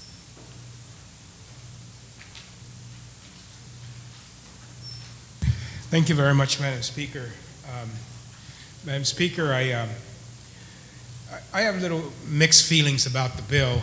I'm in opposition to the bill. I don't think that the solution to an under reimbursement of the compact impact is going to be resolved through our legal system. The only time we've been able to have an increase in the compact impact has been through the political system. And that's what our delegates there for. And I think that the opportunity to access that legal system a little bit more at a critical time in which we can get the most support to increase reimbursement is now. As you know, the amount of money that will be reimbursed to the people of Guam and the other territories and states that are affected by the immigration of these compact impact citizens, as you might want to call them, who are given access for work and educational purposes within the United States, is now. The division of the amount appropriated by Congress of approximately $30 million is now undergoing re-examination and will be recalculated. And we have some support, I think, to increase that amount during this recalculation period, because we now have more states within the United States in which have seen a greater migration through, and again, through not these individuals kind of just going to these different territories and states, but actually these states coming out there, the companies that operate in their states, going out to these islands and recruiting these people. They are enticing them to come to their states as cheap labor to work, and they are now looking to see if they can get reimbursed for the cost under the compact agreements. So really what we're seeing is an exploitation of these individuals by some of these companies. We saw the same thing happen in Guam, where we actually had, during the boom time here, not too long ago, companies going out to Micronesia, recruiting these individuals and bringing them here for employment with their specific organizations. So it's not like these people are just kind of like crawling up on our shores and showing up uninvited. These individuals all want a better life for themselves, and they want to be able to have the ability to earn a living. And we've really mischaracterized our neighbors here, I think, and unfairly characterized them. And yeah, maybe we didn't intend to, but that's the message we're sending out, I think, coming out of as a policy statement from this body, that we don't want these individuals, or at least we want them here because we went and we recruited them. Don't sugarcoat this thing and say that, it's all the federal government's fault that we're in this predicament in terms of carrying the burden, because these individuals and some of our own companies here on Guam have gone out and recruited them and brought them here because they couldn't find individuals on Guam willing to work for the wages that they're willing to pay these people. And these people, just over the weekend, I saw a guy, he works 5 days a week, and he's over cutting grass on a Saturday and a Sunday so that he can earn more money. That's the type of people we see out there. They're not all sitting under a coconut tree drinking beer and getting drunk. But yet we seem to characterize these individuals as that's where the burden comes from. It's from these people who come here looking for a better life and they can't make it. And the solution is not to sue the federal government. The solution is, when we see these impact, we capitalize on that, and we work with the delegates and the elected officials in these other jurisdictions to try and increase the appropriation by Congress for the reimbursement. The last time I remember suing the federal government was on the maritime shipping case. Some of us don't remember that. That's the last time I followed somebody down that road. And what did we get? I never voted for those bills because it was futile. We thought that we were going to sue the federal government to reduce the shipping rates here on Guam and force these private companies to reduce the shipping rates. So we went and we sued the Federal Maritime Administration in terms of how they calculated rates. And we started out with this nice, great thing about we're going to save millions and millions of dollars, and we're going to recover millions and millions of dollars in overcharges by these shipping companies and so forth, and we were going to reduce shipping rates. And it started out with, all we needed was $50,000, I believe. And that's what we started out with. By the time we ended, I think we spent $4.8 million in legal fees, and we didn't get a damn reduction in rate of a penny as a result of that lawsuit. And that's where we're going with this. I hate to say it, you know, but that's where we're going. This is good money after money we don't have.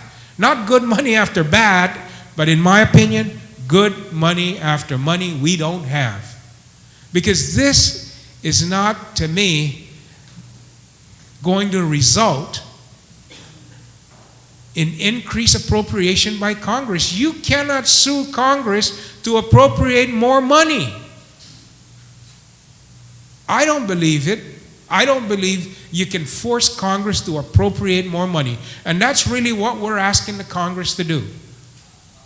That's what we want the federal government to do, is to appropriate, and it's Congress. Because Bush can put in, or, you know, or even the new President Obama, who may be more sensitive than we are, and more sensitive to the needs of the state of Hawaii, where he was born and grew up and graduated from high school from. And he may put in his budget request more money for compact impact reimbursement without a lawsuit, just by asking him, pleading with him, convincing him, and so forth. But we can't force Congress through a lawsuit to appropriate more money. And that's where the money's going to have to come from, is an appropriation from Congress. Or, I don't know, does the president have transfer authority? Maybe he does. And maybe we can get it that way. But this $200,000 taken out of the, you know, highway funds, man, 200, I was driving the other night, and for the life of me, I just don't understand why everyone's saying we have $600 million in the bank in unspent federal highway funds, and we can't put some yellow lines down on the road so we can see which lane we're in. What is happening? And now we're going to take $200,000. Now we're going to take $200,000 out of these federal highway funds to sue the federal government, in which, in my perspective, and I'm just one here, and I'm you know, saying it as I see it, is not going to have any influence at all with regards to this.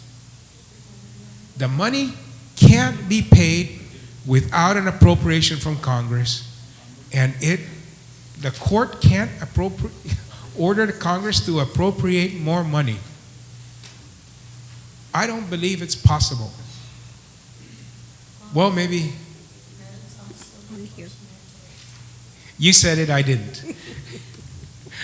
But I just don't see it happening, Madam Speaker. And I remind myself, you know, when I look at this, and it's well-intentioned. And maybe it's just a policy statement, but I don't see us having $200,000 of free money or extra money to make a policy statement on something that's not going to result. You know, maybe this is the one time where I say, well, maybe we should hire a lobbyist rather than a lawsuit. But our delegate is effective. She has been, she continues to be, and that's why I don't think we need $200,000 for a lobbyist. I say we just leave it to her. We support her. We help her. We're on her team. We're on the people's team. And that would be my approach to this, rather than appropriating the money. So I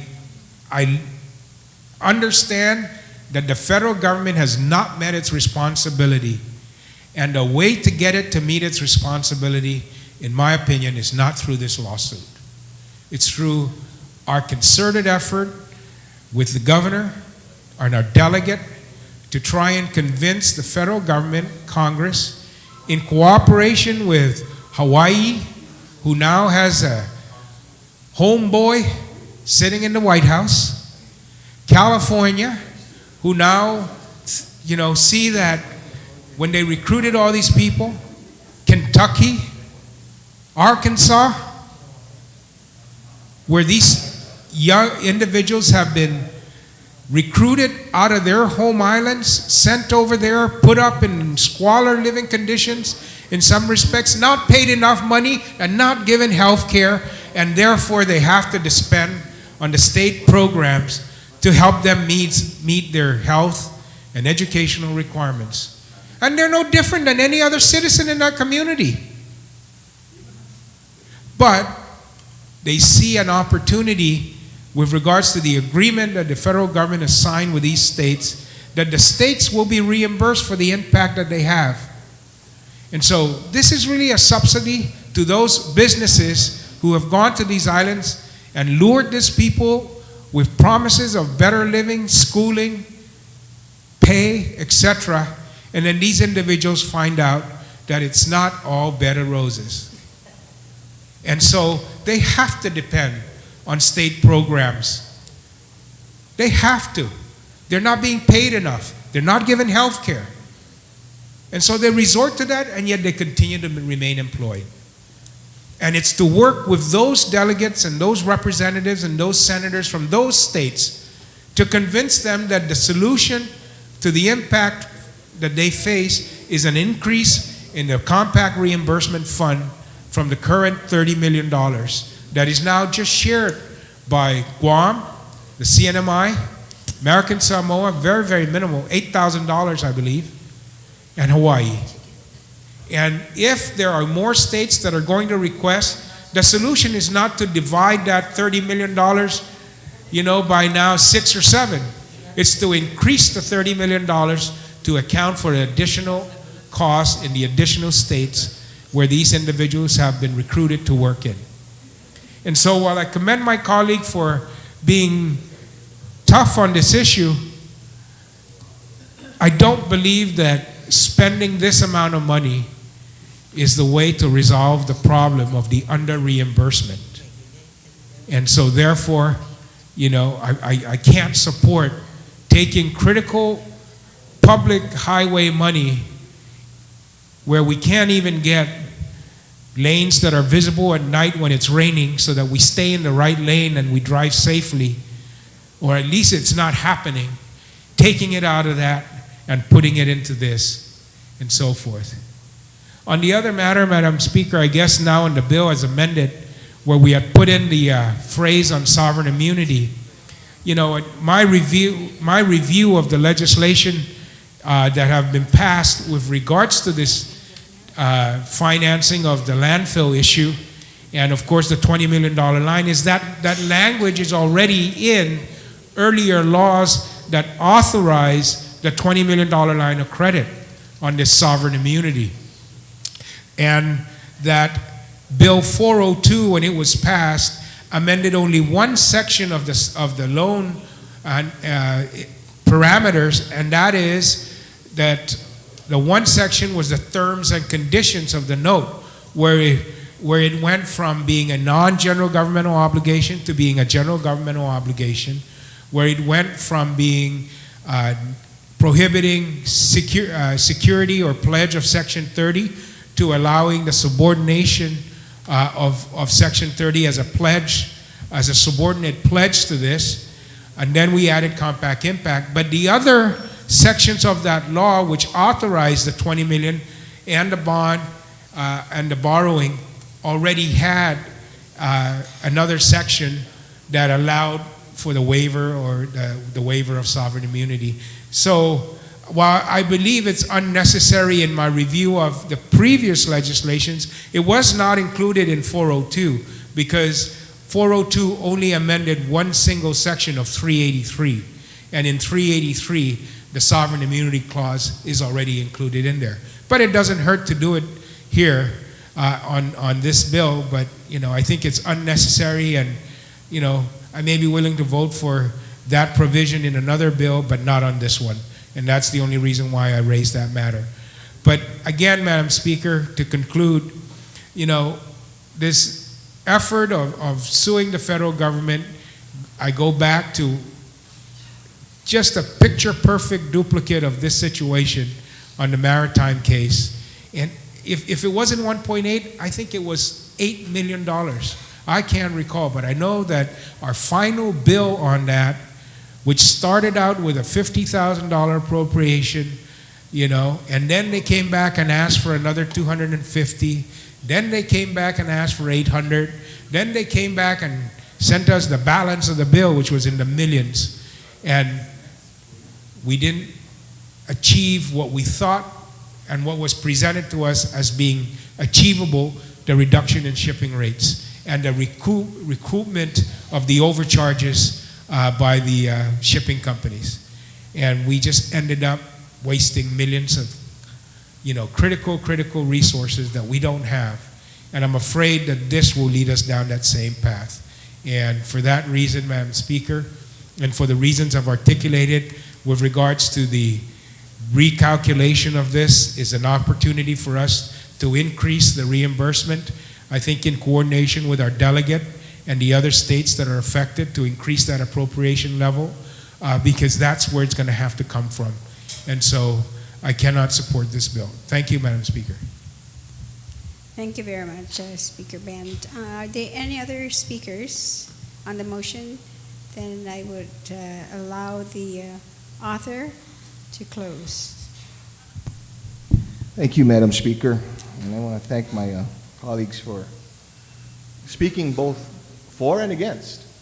I appreciate the democratic process that this body goes through to make their decisions, to deliberate matters, so that their concerns can be brought to light, so that we can, you know, as a body collectively, we can think and we can hear different sides. You know, some people ask, how do I stand the criticism that is dished out, that is doled out, with regards to legislation that I may introduce and how it's spoken on the floor. I says, that's not criticism for me.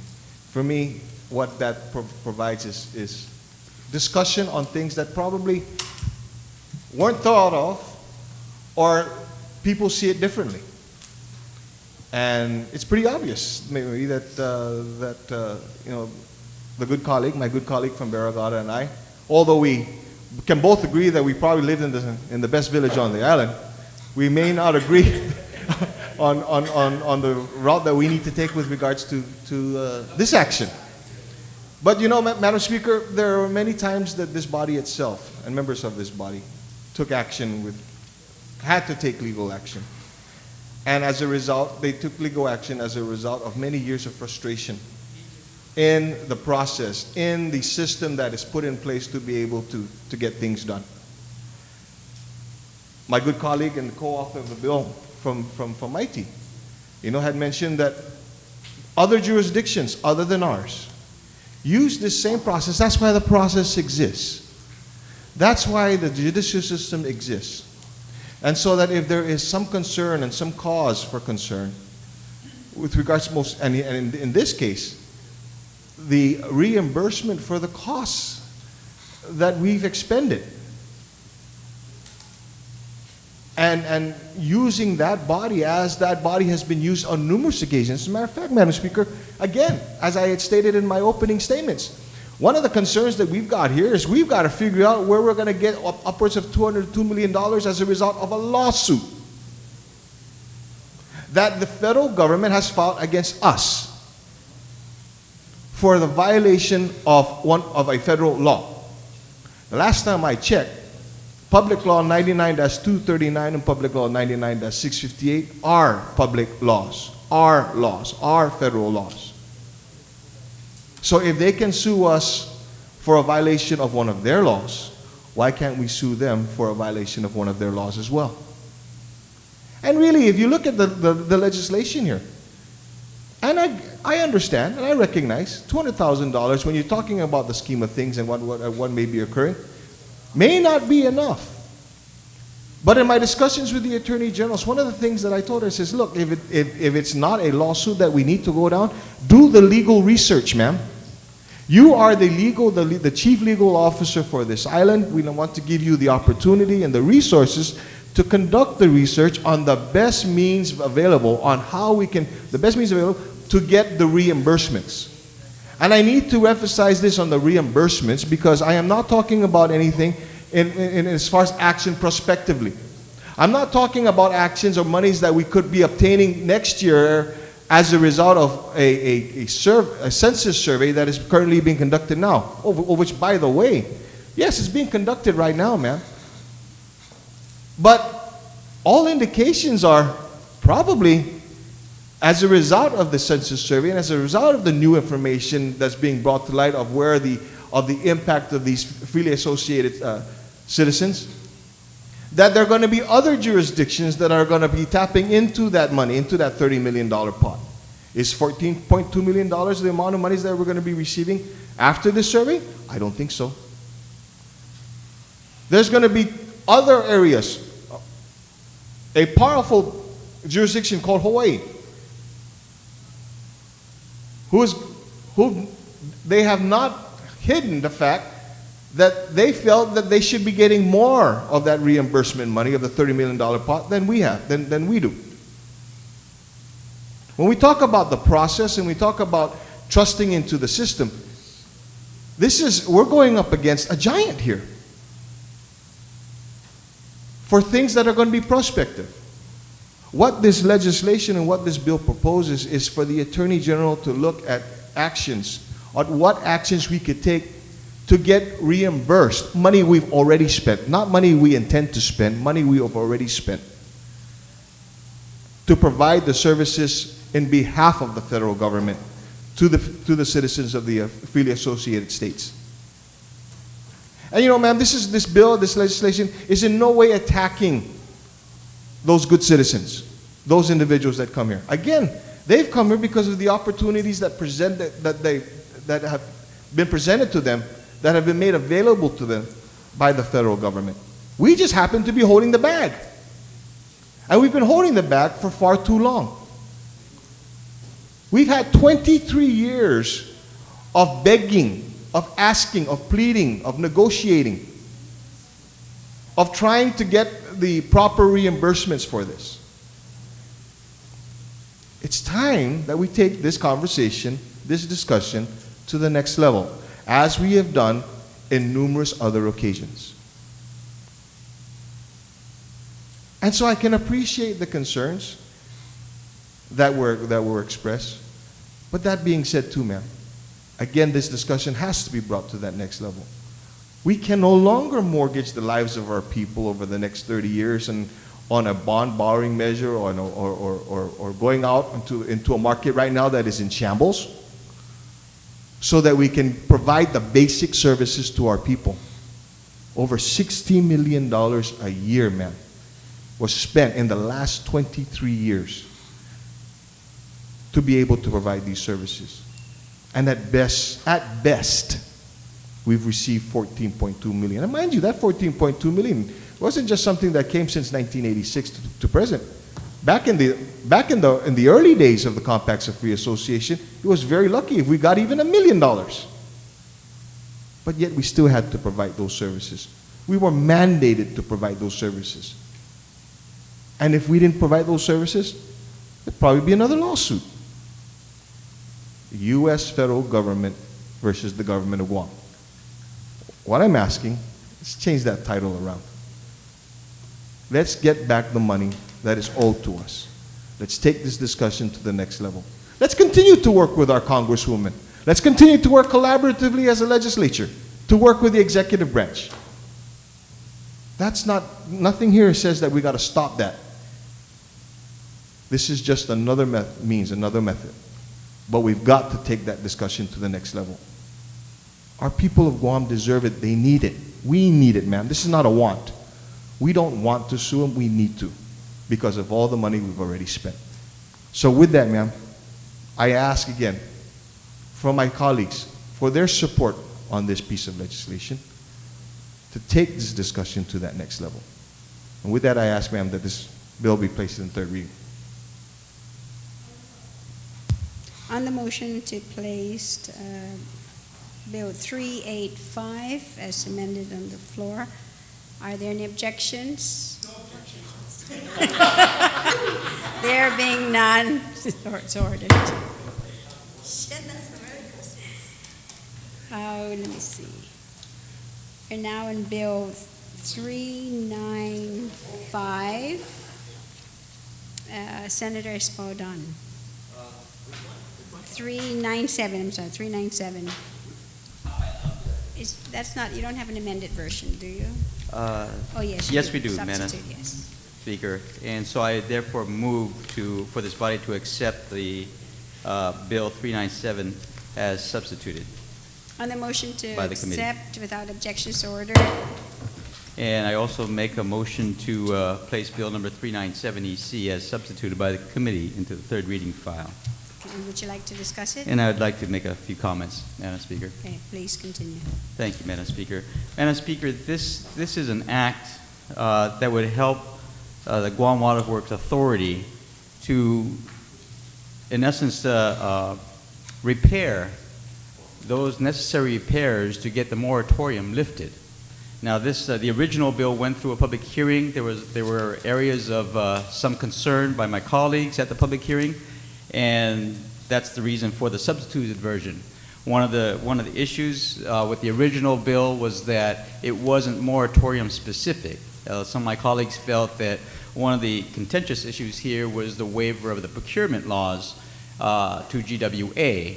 And again, my colleagues who were there expressed an interest that if they would definitely be interested in supporting this bill if it could be moratorium specific. And that's exactly what we did in crafting the substitute version.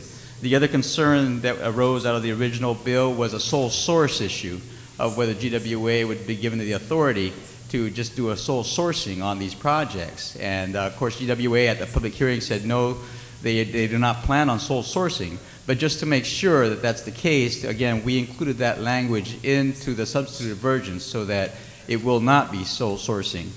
And as a result, we have the substituted version, Madam Speaker. And again, we all understand that time is of the essence in trying to lift this moratorium with the economy, the state of the economy as it is, and going forward in 2009, we definitely have to provide for greater growth opportunities within our community.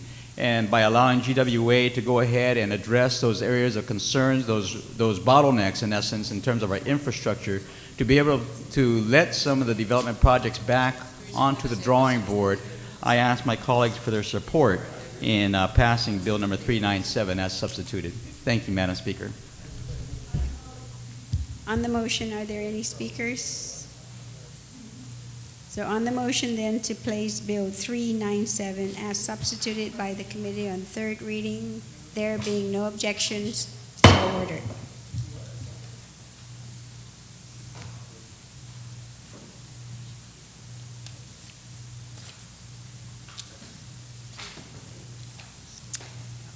Bill number 368, Senator Blas, you are recognized. Thank you, Madam Speaker. I'm going to see this was, I think it was substituted. Yes, it is substituted. Madam Speaker, I move that we accept Bill number 368 as substituted. On the motion to accept Bill 368 as substituted by the author, there being none, so ordered. Thank you, Madam Senator Speaker. Blas. I move that we, Bill 368 as substituted by the author, be placed in the third reading, but before that, I'd like to be able to discuss this briefly. Please continue. Thank you, Madam Speaker. Madam Speaker, back in the mid-1980s, there was a move by the government to be able to establish a protective security zone around facility we call the Adult Correctional Facility up in Mingilao, the Department of Corrections. And in that process, in that bill, what it provided was basically that a 500-foot perimeter buffer zone around the facility be established. And that back then, this body authorized the exchange or the outright purchase of the lands that were affected by this new buffer zone for the government to be able to purchase or exchange the properties that are owned by landowners around this. Since then, ma'am, what has happened is technology has basically changed. And really the need for the land to establish that buffer zone was greatly diminished and greatly reduced. And as a result, and prior to that too, there were a few families that were, for lack of a word, victims of this process, because their properties, of which have been in their possession for many, many years, now were being forced to have to deal with a government that would wanted to purchase or exchange this land for other properties of which was foreign to them in other areas. And in some cases, the properties or the exchange of the lands did not meet the actual land size that the property owners were giving up. That as well, along with properties that were across the street, and when I say across the street, is if you're familiar with the road that is adjacent, that travels adjacent to the Department of Corrections, the My Road, there were properties that were across that major thoroughfare that fell under that security zone. Well, fast forward now to 2008, and a number of these families still were not entertained by the government so that their lands could be exchanged, or that the governments can purchase these lands to provide the security zone. And now the government, in letters that were submitted, in research that was done, letters that were submitted by the Department of Corrections, the director, that the lands that were across the street from the Department of Corrections, on the other side of my road, were no longer necessary to meet the buffer zone, the security buffer zone requirement. So what this bill provides, ma'am, and the reason why it was substituted is because originally, when this bill was put together, it was so that it can address the concerns of one family that was greatly affected by this buffer zone and this land transfer that was supposed to happen but never did. But since the introduction of this bill, there were other families that also who had properties adjacent to the original family that came to our office for assistance, that also said that their properties were also affected by this same predicament. So what this bill provides, ma'am, is after many years that this land has been taken away by the government for the purposes of establishing a security buffer zone, which is no longer necessary, and the government has, both the Department of Land Management and the Department of Corrections, have no contentions, have no reservations, as a matter of fact, also approve that these lands should go back to the rightful family owners, that this process, this legislation, does so in doing this. And I want to thank, too, as well, my two colleagues who also co-sponsored this legislation with me. I want to thank Senator Ben Pangilinan and Senator Eddie Calvo, who also did this. I think I'm missing one more person that asked. Oh, and my sister. Okay? We've been disowned. Okay? Tina Rose, Senator Tina Rose Muñoz Barnes. Okay? No objections to that, so go ahead and put that. So, yes, are there any objections? There's no objection. Being none, so ordered. Okay, thank you. So with that, ma'am, that's what this bill is for. It's so that we can right a wrong that has been done to these families for many, many years. And with the approval and with of my colleagues, you know, the families can actually enjoy Christmas and have a blessed and prosperous New Year, because we're giving them back the lands that were taken away from them. Thank you. Thank you very much, Senator Blas. On the motion, are there any speakers? There being none, so on the motion then to place Bill 368 is substituted by the author in third reading file. No objections, therefore it's ordered. We're going to take a minute recess.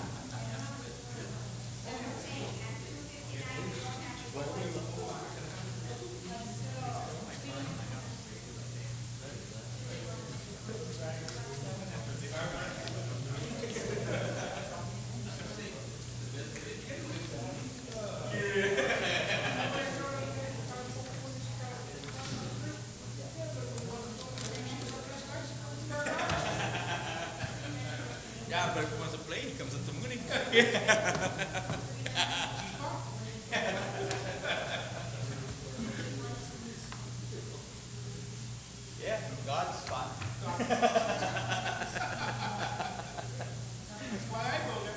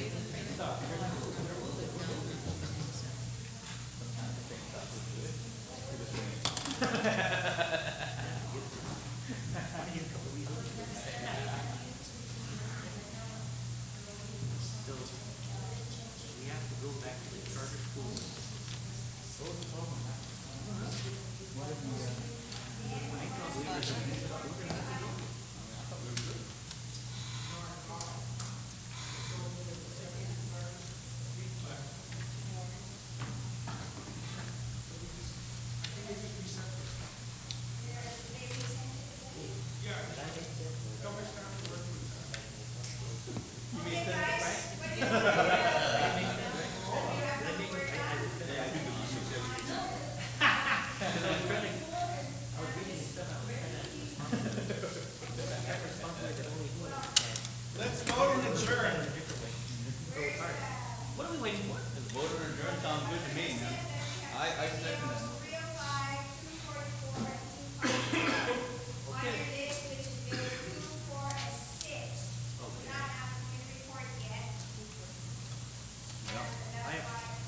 So we come back tomorrow.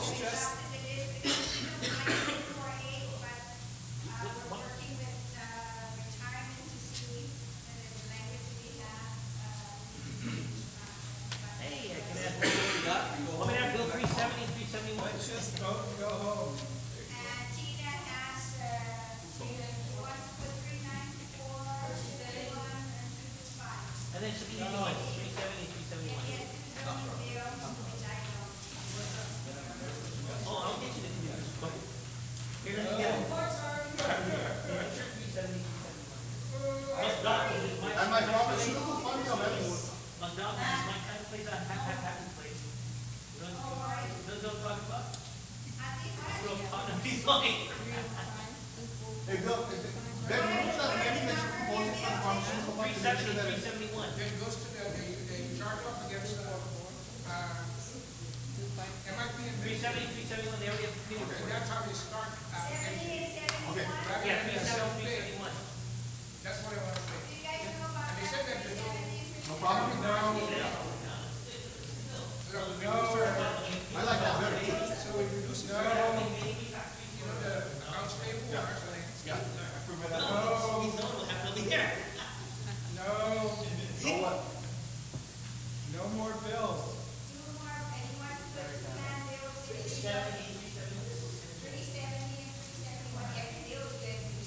Then we can put my two bills on. Mr. Yokozaki told me this morning he's going to die and he's not going to make it through the 30th.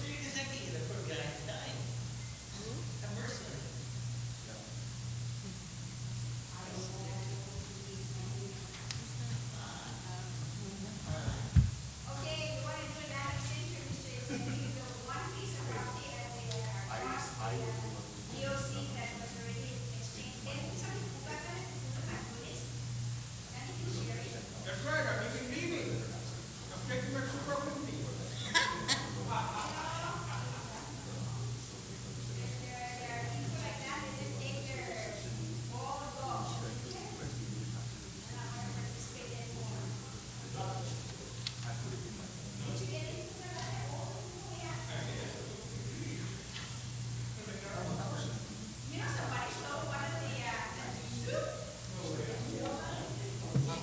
It's live? Ayan. Siguro na ti malangko. Oo. Let's vote. Let's vote yes. Let's vote. Let's vote yes.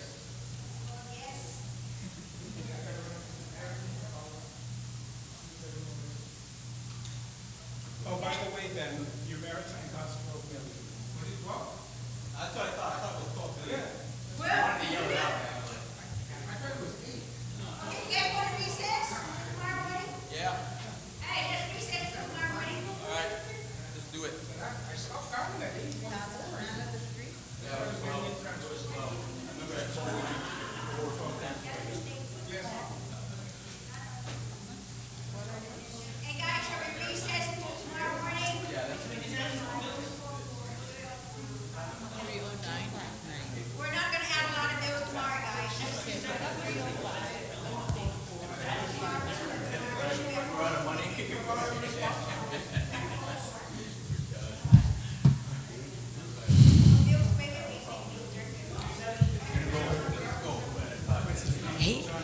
You just.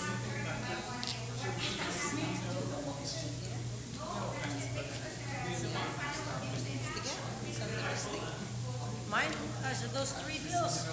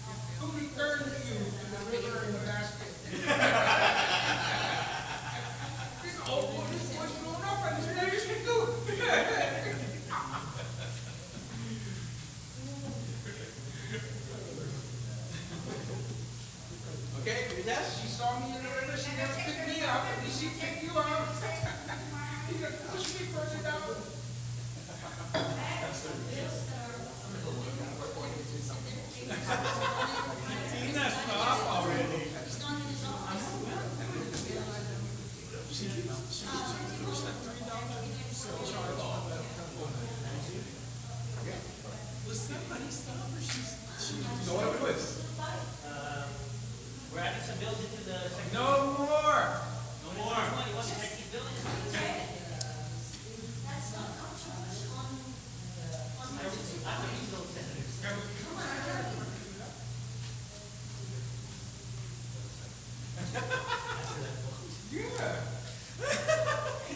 What, you want to make me go for reconsideration so you can get to 3? I passed the first time to get the consent, I was turning over to this route. Passed and it goes through. Are there any real The following thing after I joined us, the pharmaceutical fund. The pharmaceutical fund. 405. Company 373. That'll help to, My power bill. Guys, come on for tomorrow, okay? What's the critical bills that we want to put on tomorrow? nothing. Stop already. Wait, they're saying the pharmaceutical bill. Stop already. Pharmaceutical. Pharmaceutical fund. It's gonna be amended, but. Yeah, because that thing, their contract, 394. Because that'll make Ben just, he should make sure. It'll let MIP out of the way, get off the book. Okay, what else?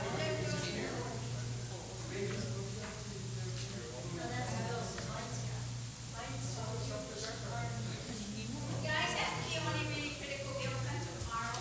They're critical. That's only 370, 371. Yeah, we gotta see at 394. We gotta do that, we gotta.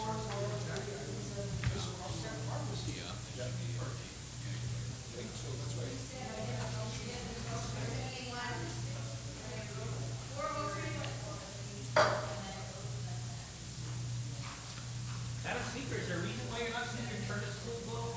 No, because there's one more language that Ben wanted me to check with, and we're checking with retirement about the workers, but the way the bill is written is that they all are still going to be employees, but it's talking about the unfunded, contributions. It's not gonna affect their. Oh, man, I don't know. Good luck on that one, though, man. I mean, tourist arrivals going down, and then we're gonna make that case? That's a bad case to make right now, man.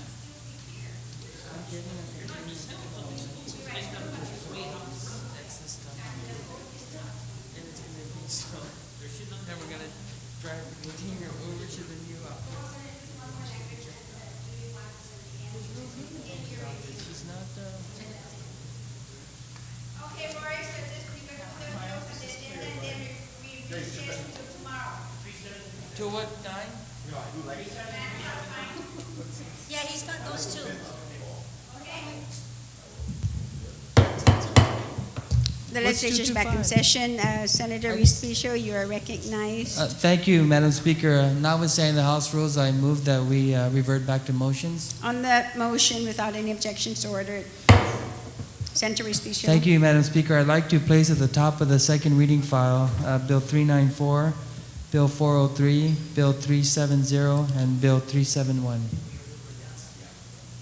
I understand also there's 405, which is the pharmaceutical. 403. Please double check the number.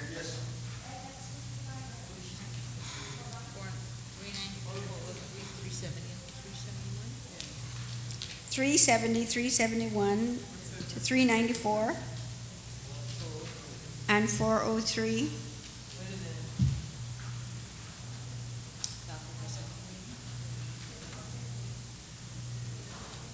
On the top of second reading. 403. Here, you want to do?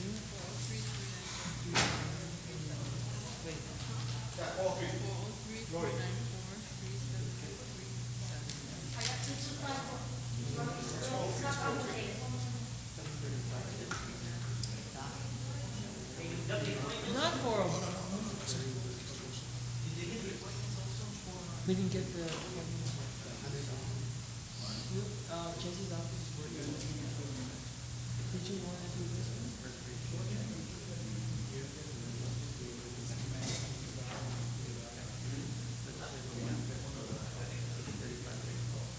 one? And Madam Speaker, those bill numbers are correct. And to put at the also on the second reading file, Bill 290, Bill 289, and Bill 290.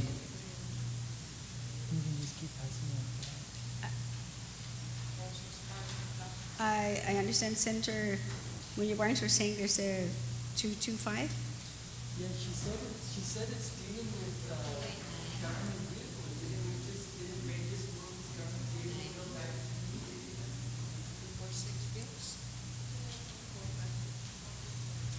We're going to take a minute recess.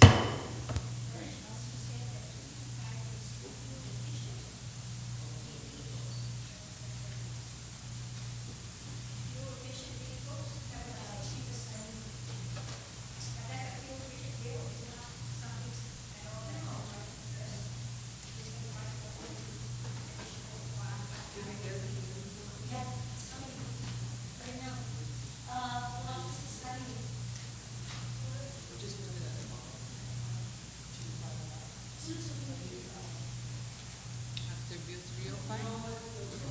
No, after 289, 390, and then 248.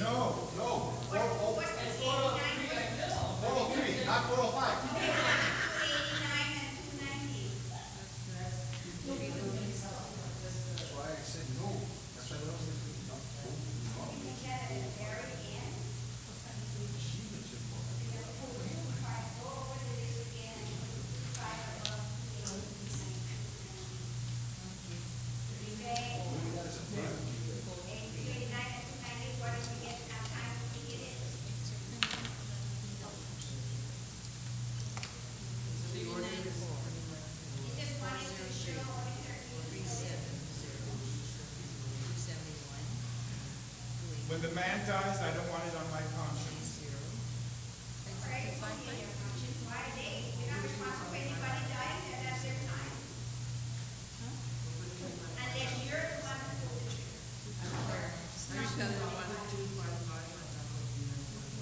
He feels like I'm snuffing it.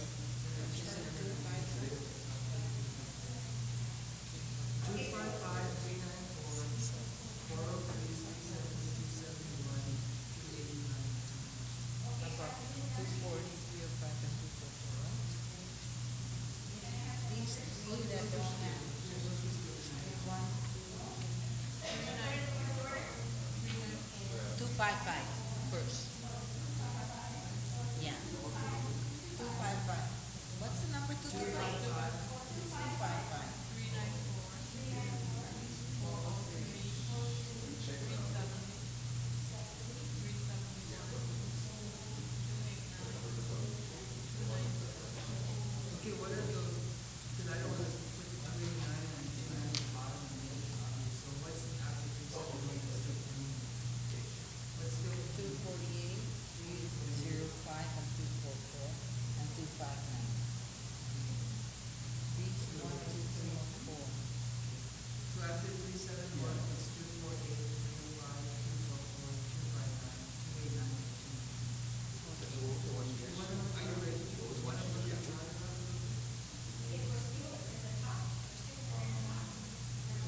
Okay, so then my motion would be to put in the bottom of the second reading file for everything.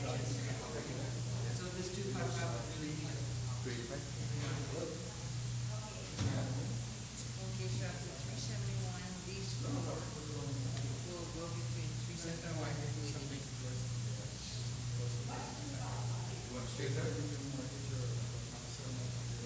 Fuel efficient? Is that what you said? Well, that's the 255?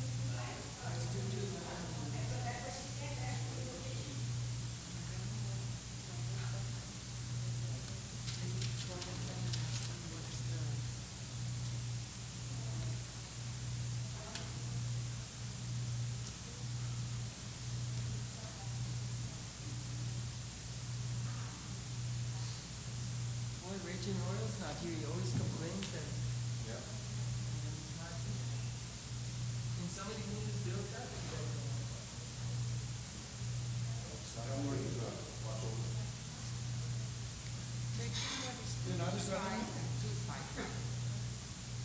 He's not your party standard bearer? Yeah. Your party standard bearer?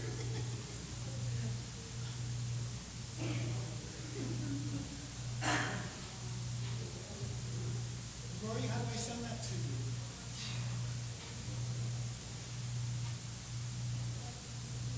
Get out here.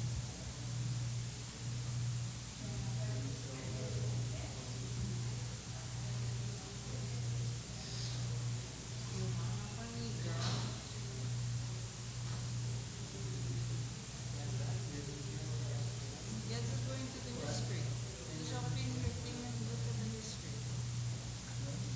Hurry up because we're trying to decide which one of the two is the blue or something.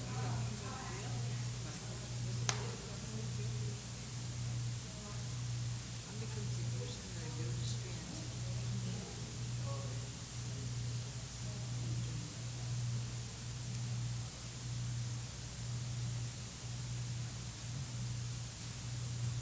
and I just got a call, they're saying that the meeting just called, get Kevin and, her an admin and she wants to expedite this.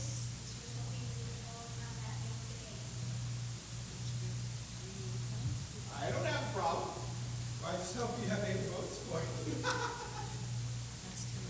Why, you're laughing, so that means you're not voting for it, because you're laughing? No, I said, I told them I was gonna vote for it.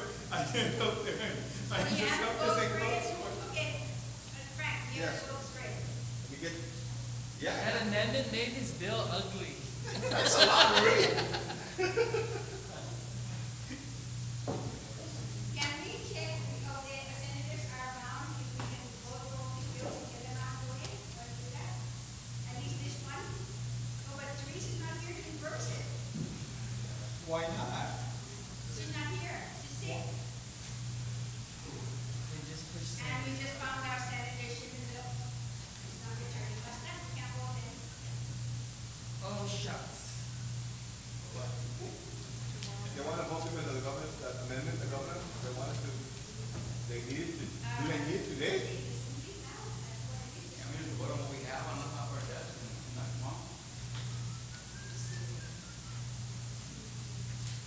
Oh, well. You snooze, you lose.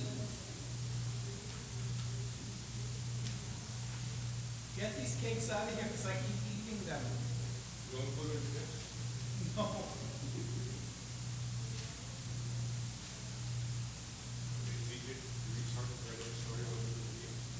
What?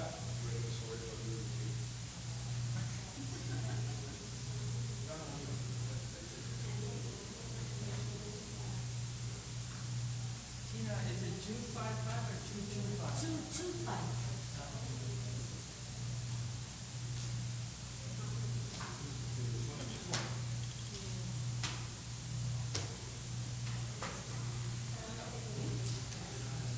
Is there any of these bills that we can just move down? Yeah. Any deal we moved out? Yeah, rather than recessing early? Yes, they can. Yeah, so we make the motion in this order, and then maybe she's ready to move Are her you two ready bills. with your bill? Just talk a little bit about it. The legislature is back in session. Senator Respicio, you are recognized. Thank you very much, Madam Speaker. Notwithstanding the House rules, I move to reorder. I move to add the following bills on the agenda, and and to reorder the agenda as follows. So it'll be Bill 248, 305, 244, 259, and then to add the bills 225, 394, 403, 370, 371, 289, and 290. Want me- On that motion, without any objections, so ordered.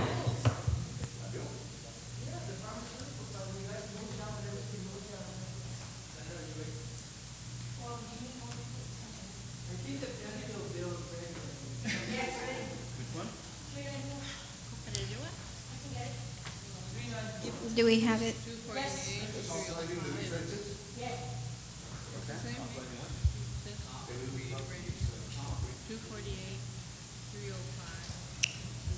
We're going to take another recess and wait for the committee report.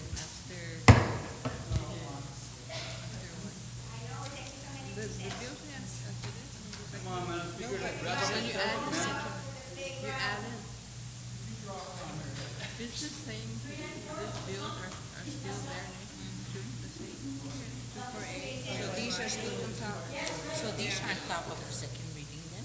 This is the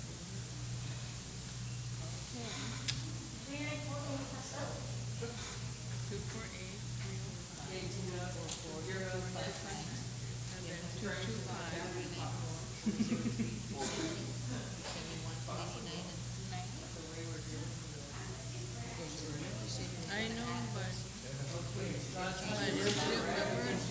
the original motion is to, if they're not ready, they're not gonna do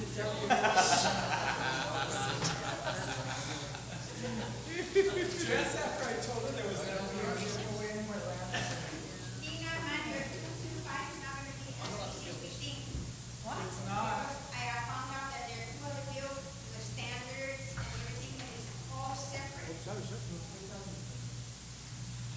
Okay, we're ready. I'm going to take all of them off. 397, can I have that bill? Can I have a bill up here? Why you give it to the ones who nobody's there? Give it to the ones who are present first, Thank you, Madam Speaker. and then the ones who are absent, then we'll give them later.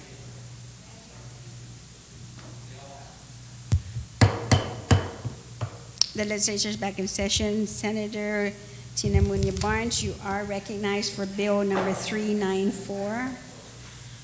Sidos Masi, Madam Speaker. Madam Speaker, I move that we move 394 to the third reading, and I'd like to speak on behalf of the bill as has been introduced. So it's not a substituted version? No Try- substituted try and find- version.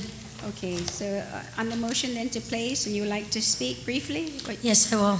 Please. Madam Speaker, continue. again, this Bill 394 is an act to approve the lease by and between the government of Guam and the Peleliu Club of Guam. Again, based on the findings from the legislature, jurisdiction was with the United States Air Force, and that certain control of property was referred to as the Harmon Cliff Line. And for many decades, the Peleliu Club had a lease agreement with them.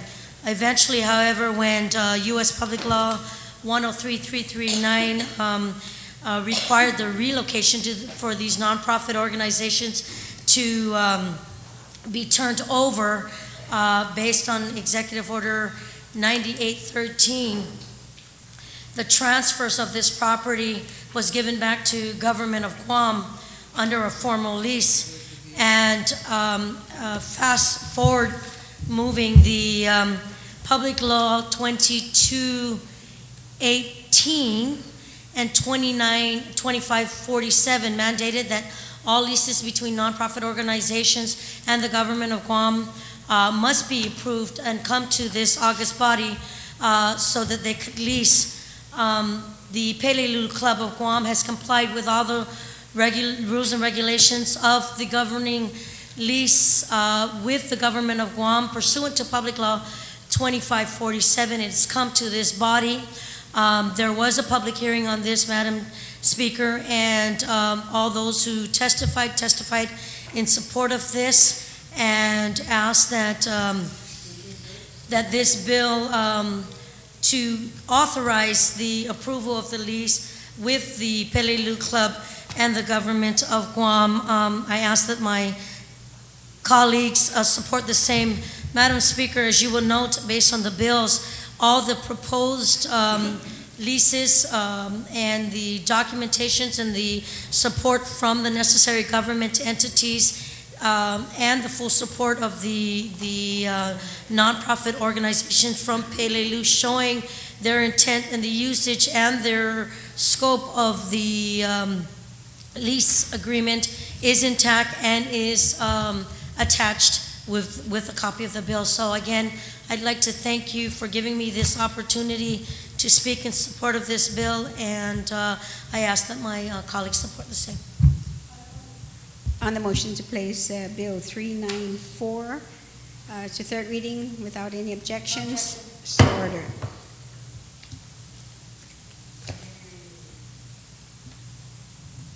Do we have any other bills? Do we have 403?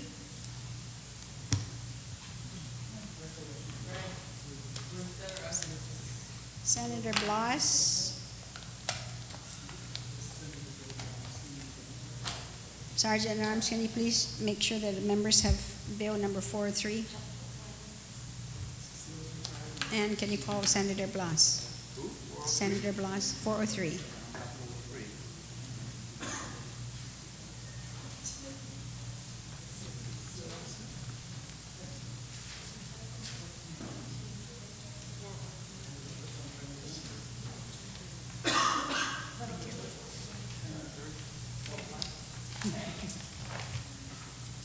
Senator Blas on bill number 403. Thank you, Madam Speaker. Madam Speaker, before I can get into the discussion on Bill 403, there was a discussion I was having with one of my colleagues, Senator Panglin, and I am trying to locate him right now. So, for an amendment to this, and then, so I can request to go ahead and. Get a minute recess. Okay, Senator Calvo on bill 370. Do you have the committee reports as well? Where's that? 370. Yeah, where is it? Let me come. We're going to take a minute recess.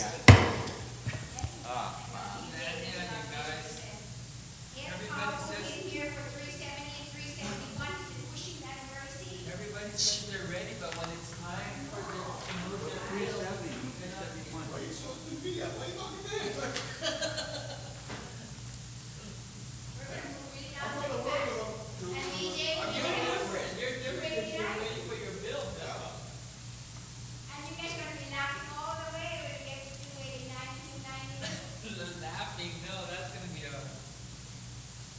that's enough to bring the initiative back. Guaranteed. I hope his cable's out in his house.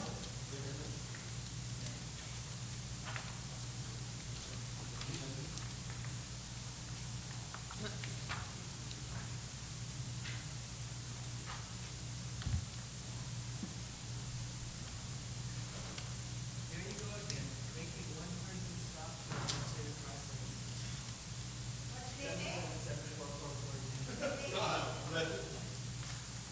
You got it? 777-442.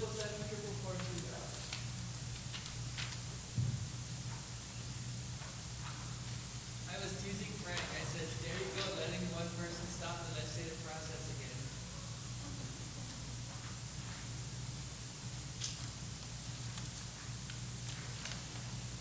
Yes.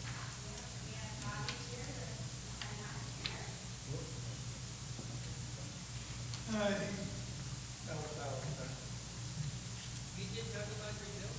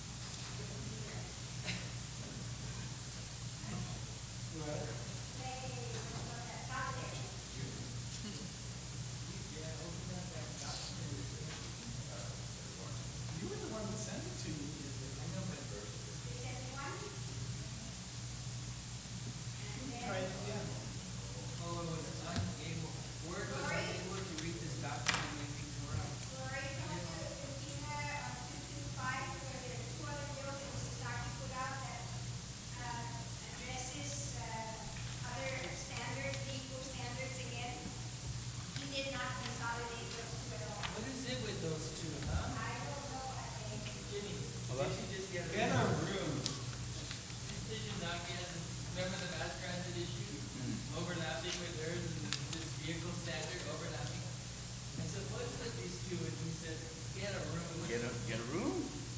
We'll video it. You can just get a room. Everybody will contribute. Oh, wow. Wow, that's a cow and something else. The DJ will have to pay for the tax. He made this suggestion. See if it costs Ben to come back. I think I'll get you back here as soon as we talk about 403.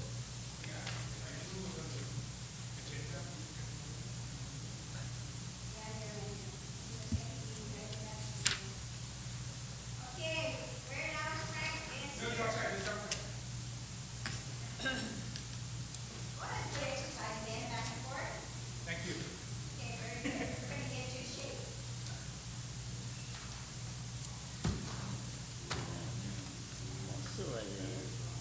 After these, then go back to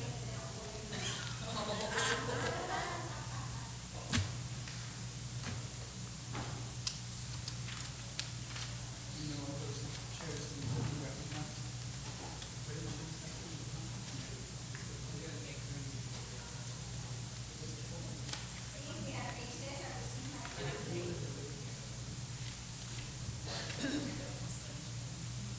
Okay, Frank, Dan's here, got his name. I'm happy now because I just got a phone call. My grandkids are coming home. Okay, congratulations. Yeah. My querida. Another issue, you got it? I'm waiting for them to resolve it. I already, because I said the thing is, why did I have to do all the runaround? Sue them. Sue the court. Yeah, that's good. Can we see so we can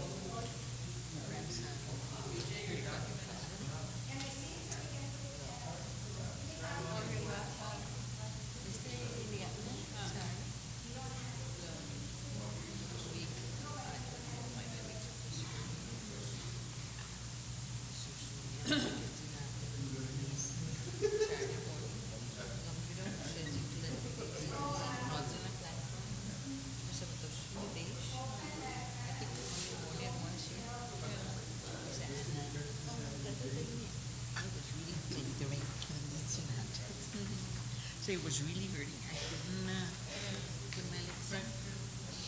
So with that, I managed, and 9 years old with the wooden thing, that really helped me.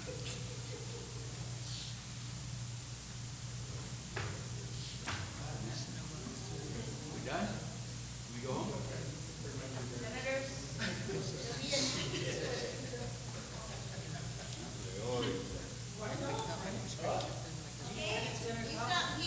He's just right out the door. He's just right out the door. I don't see him out there. Let me go get him. I see three people. Don't mind the speaker that way. Oh, outside the other door. Yeah, his house door or his car door, which is not inside not anywhere near the legislature. It's a door. Yeah.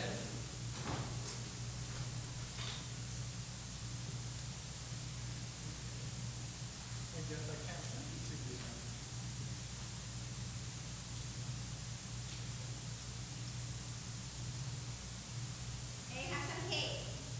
Hey, you know how much can go more?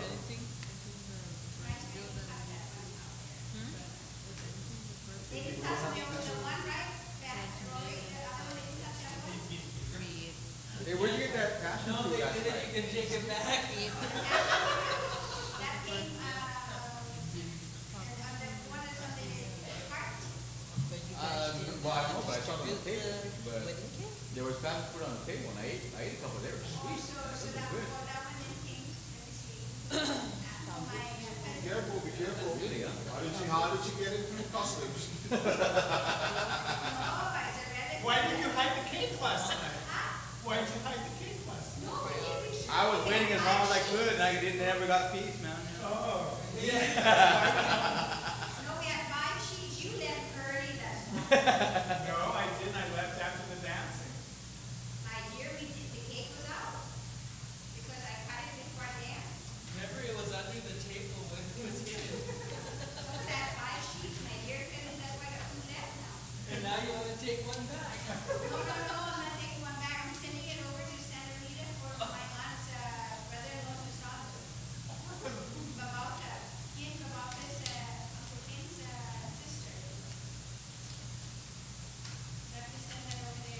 use out of it. You got one right that's not touched, right? It's not. Okay, that's the one I'll send then. Don't worry, we can be disruptive. A little bit of mayonnaise on the side. Then can we all sign the box? We're just going to a road certificate. That's right.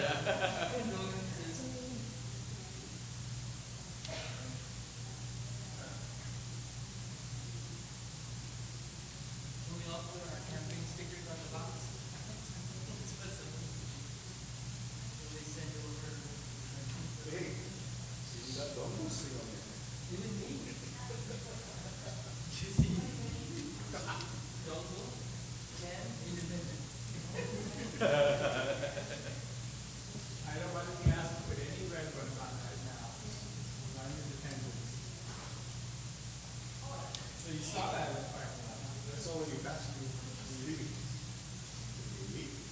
He doesn't even have a 2010. Yeah, independent.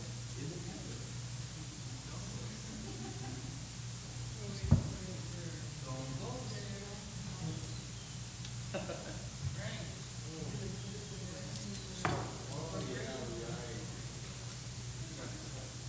The governor will share his life. Want to bring it back?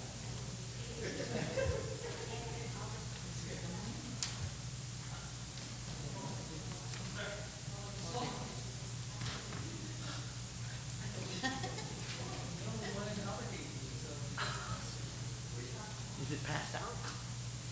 Is it passed? You said yes? Let us move. 154, 5, 6, 7, 8. Sorry. We're on the Oh, his bill. I'm ready. Who's next? Well, you were, you missed it, so we I was pushed it all the empty. way down again. I was in the little boys' room. Well, you're a big boy, I don't know what you're doing in the little boy's room. It's little. Don't wash your hands. Remember that time? we That's were what the being men off? said. Remember that one time you ran out of the bathroom? You shook your hand and said, "The good thing I was in the bathroom." No, I said, thank God you were left. Or something else.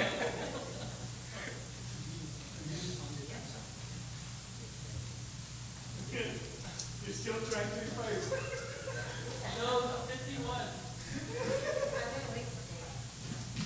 For 51?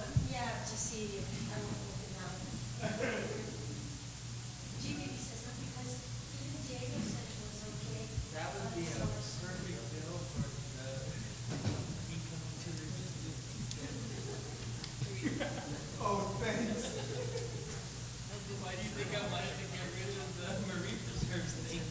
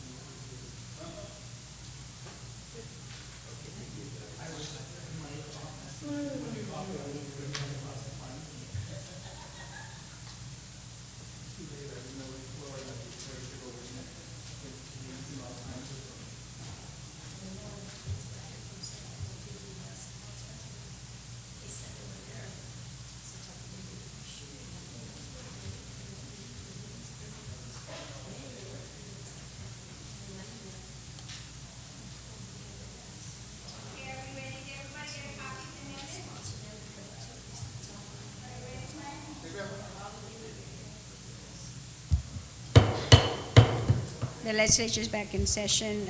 Senator Blas for a motion on bill number 403. Thank you, Madam Chair. Madam Chair, Bill 403, basically an act to provide, A bill motion to place. I did Is that that earlier, ma'am. amendment? I did that earlier, and I asked to discuss it, Okay, all right then. Okay, so, and then we asked for recess. okay. Okay. Thank you. So So- you are going to discuss it. Thank you, ma'am. And I'll be short on this because I think there was a great amendment that's going to be proffered by my colleague from Barragata here. What this basically helps is to clarify the intentions of the pharmaceutical fund to the Guam Memorial Hospital. This bill is introduced at the behest and the request of the Guam Memorial Hospital Board of Trustees. And so I asked my colleagues' support in being to pass this legislation. Okay, on the motion, the Speaker Ban, Pangilinan, you're recognized. Thank you very much, Madam Speaker. Madam Speaker, I wanted to offer an amendment that I think would result in just a accounting treatment of the revenue and the application of that revenue on the hospital books so that it would also have a positive effect on the general fund side of the ledger to reduce liability of the government of Guam for the perennial underfunding of the MIP and Medicaid program. As you know, the bill as introduced is an accounting treatment. It's not a cash treatment. And the restriction of the funds continue to apply with regards that they shall be used for purposes of buying pharmaceuticals to support hospital operations.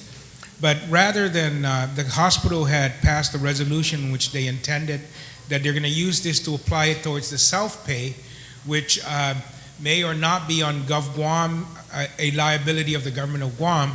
We do know that the government of Guam incurs liability at the hospital that it's not able to make any kind of payment on because of the historic underfunding of the MIP program. So this would allow the treatment of this operating revenue from an accounting purposes to be applied towards services incurred by MIP recipients and enrollees, and if there should be any excess after that, it would go towards the Medicaid program. And then we would continue on the hospital side to try and collect from the self-pay, because the self-pay could be somebody who has a co-payment from insurance. That's self-pay. That co-payment is self-pay. It's no longer an insurance liability. It's a liability to that patient. And so the government the hospital can't continue to go after that patient. But the way it's originally written, the government could actually write off that co-payment while the 100% liability of the government of Guam for an MIP recipient who is qualified and enrolled in the program continues to be carried on to the books. So it would allow the shifting of the application of this to MIP services or bills for services provided and then Medicaid after that.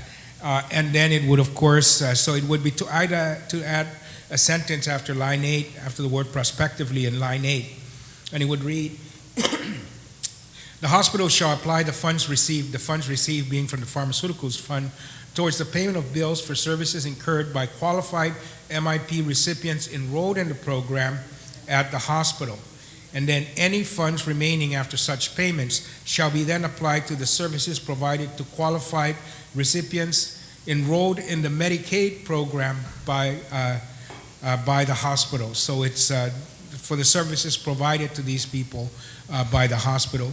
And this would allow us on the general fund ledger side to reduce liability to the hospital for MIP and Medicaid, and the hospital continues to receive the $10 million for the purpose of purchasing pharmaceuticals. That purpose does not change at all. So it's a better accounting mechanism to be positive to both the hospital side and the Gov Guam General Fund side by helping us reduce our liability, and makes no material cash difference to the hospital itself. Thank you very much, Madam Speaker, and I ask for the support of my colleagues. On the amendment, are there any speakers? There being none, okay, the amendment passes. On the motion then to place Bill 403, would you like to close, Senator Blas? So on the motion then to place Bill 403 in third reading filed, there being no objections, ordered.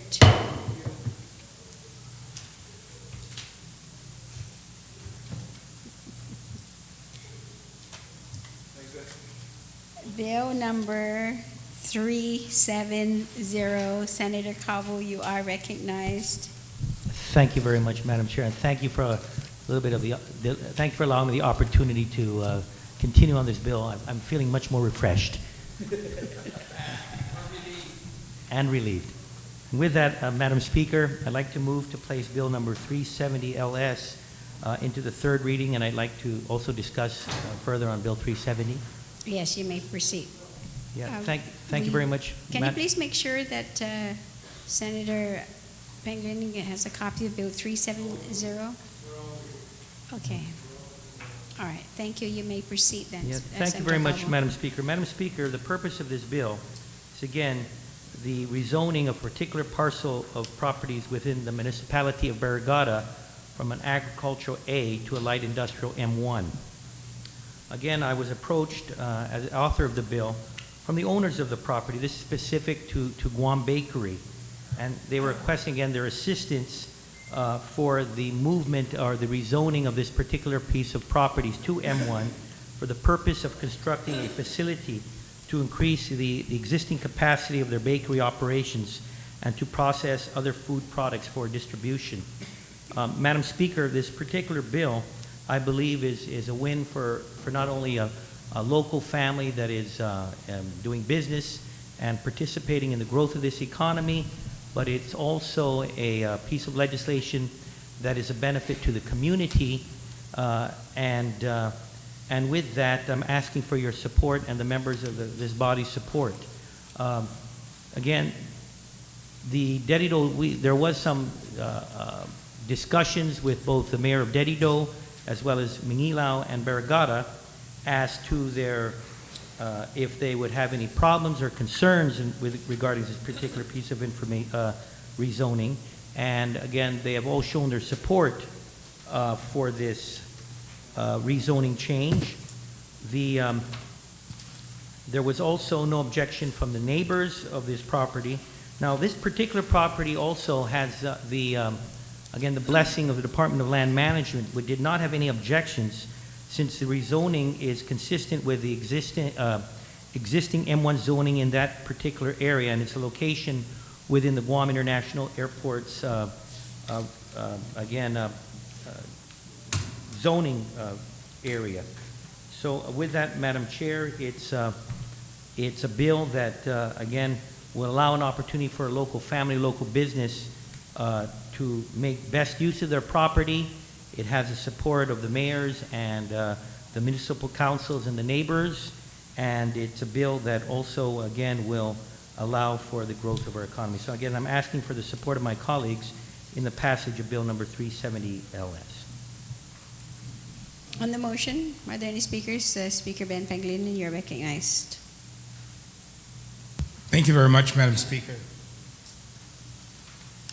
Madam Speaker, I certainly rise in support of this legislation, knowing exactly where it's at. If I'm correct in this, it's the property located right next to Union 76 station on Airport Road.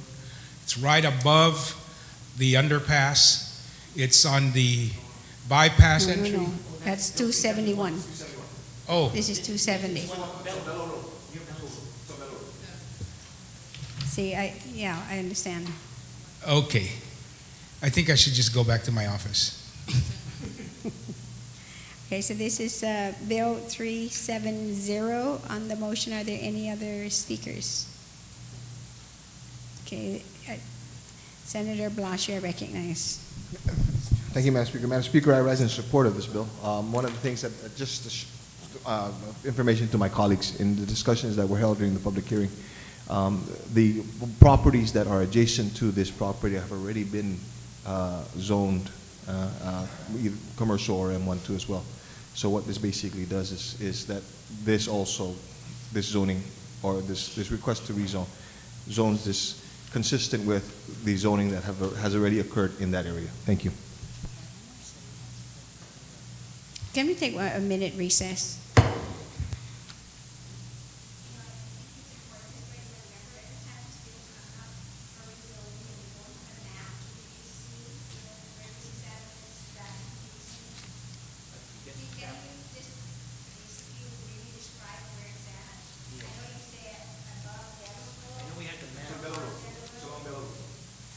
Completely surrounded, the properties that are surrounding it are owned, zoned,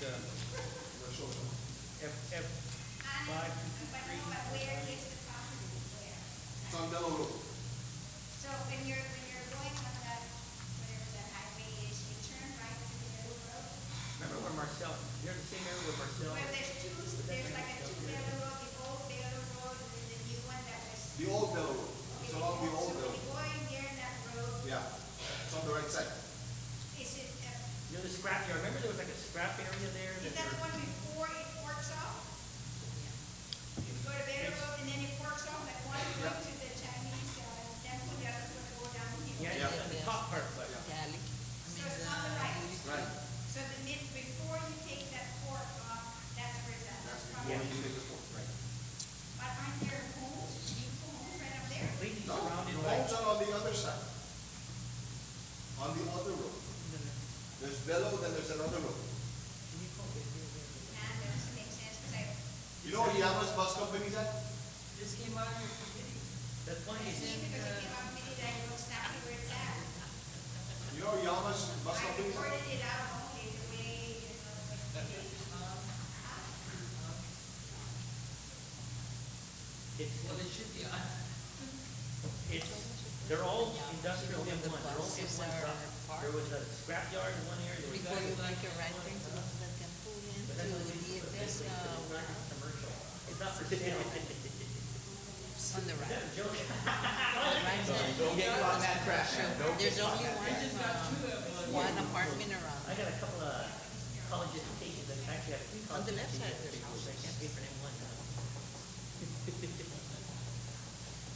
so on that road, when you go in, I know there's a beautiful home on the left. No, that's the other road. You're talking, there's two different roads, man. No, that's the. You know, I should have just left well enough alone. There's a nice house there that has that, what you call that, Can you get the map? Judy, it's surrounded by zone, by M1 zone. Hit the map. Thank you. But it's completely surrounded by M1 zone. That's why land management there's approved an it. apartment building there, and then there's a house across the street. This is your economic zone. DJ. Any, you like to go? The what? Yeah, they have beautiful homes there, big houses. It's in, They like to go. and, Free Yeah, Joe. I'm kidding. yeah, it's in. You just free Joe every weekend. You eat with Joe. And I don't understand the testimony saying that it's, airport flight. Now, I heard that. But I doesn't mean because I hear it that I know exactly where it's at, but no map was provided, otherwise it would be an attached here. I love it. I love your kind of chairmanship.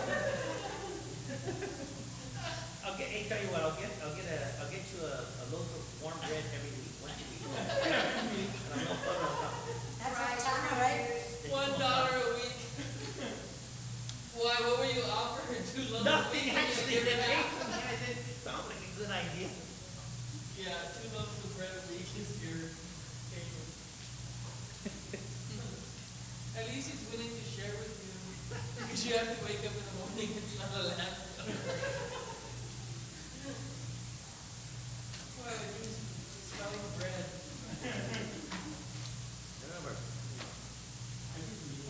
I know we had the maps. I don't know whether we didn't. You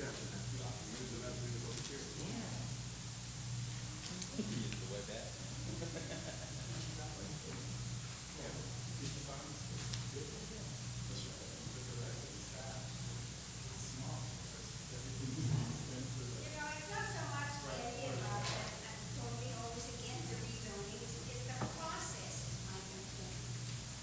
Not having to go through the process. See, it says right here in the letter from land management, the activities here are consistent with M1 in the surrounding area. Madam Speaker, it's in the letter from land management. I know I read that. But where's the map? There's an existing limestone quarry right next to it. I'd like to know where the map is. What Is there a map? Do we have a map? Okay. so we can see. There's a quarry there. You know, I You want me to build my house in a quarry? where does it say that? It says it's right, the east adjacent property currently maintains an existing limestone quarry. To the southwest of the property is another one, is the zone M1, which is right, but, so they're surrounded.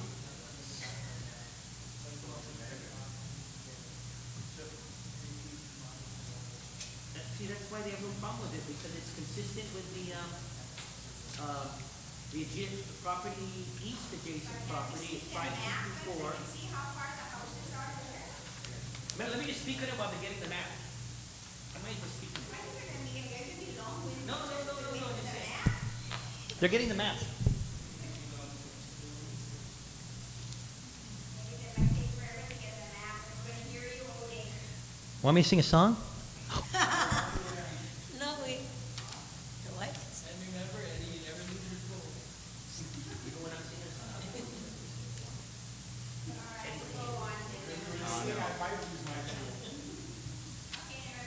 One. Yeah, The thank you. legislature is back in session.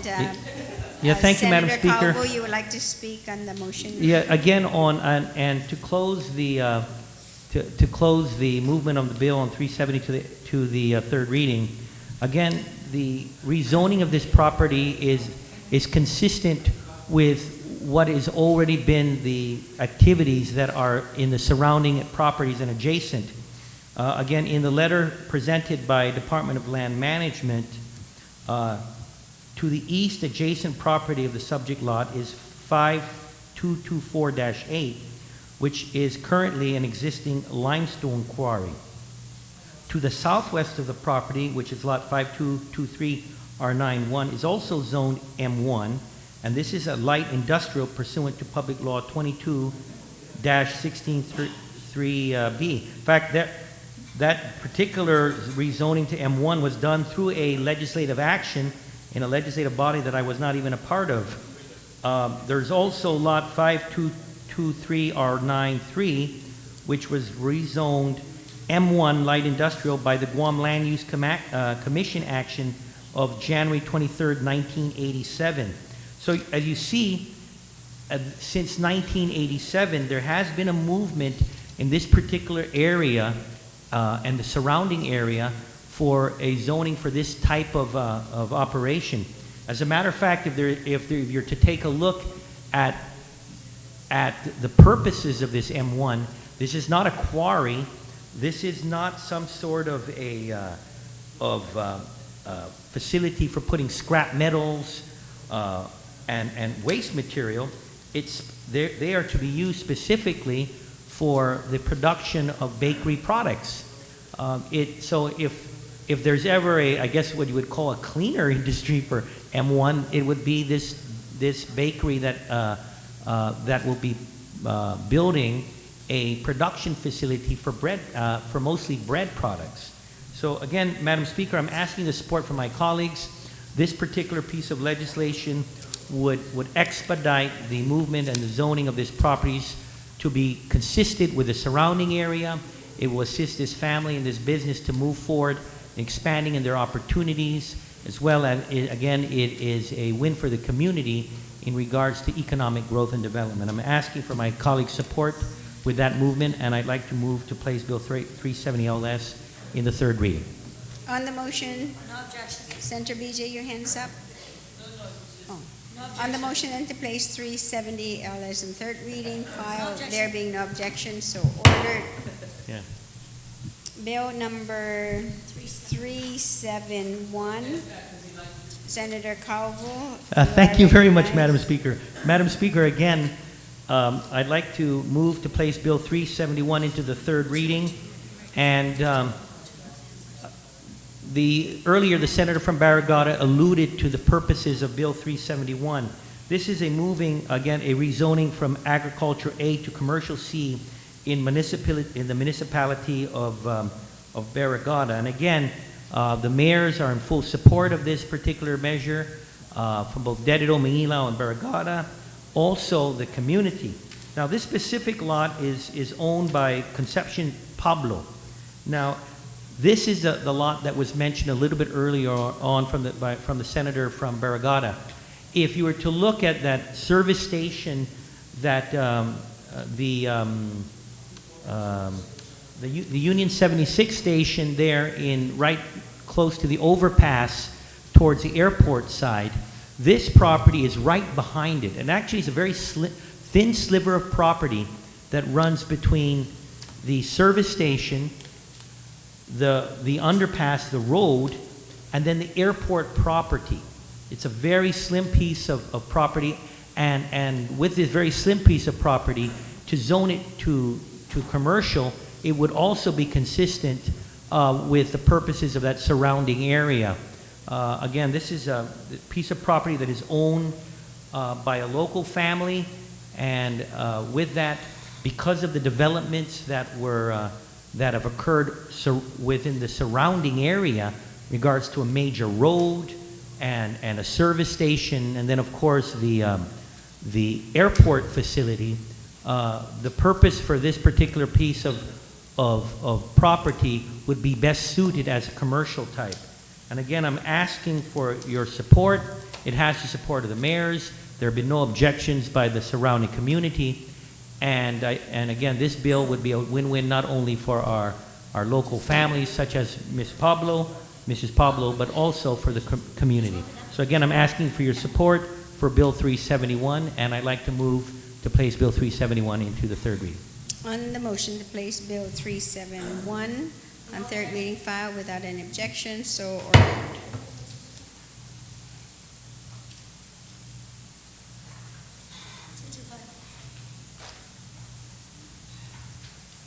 I don't have any more bills on my I do not have any bills on my second reading file. Sergeant at Arms, what bills do we have? 225. I just gave it to Tom to make copies. All right?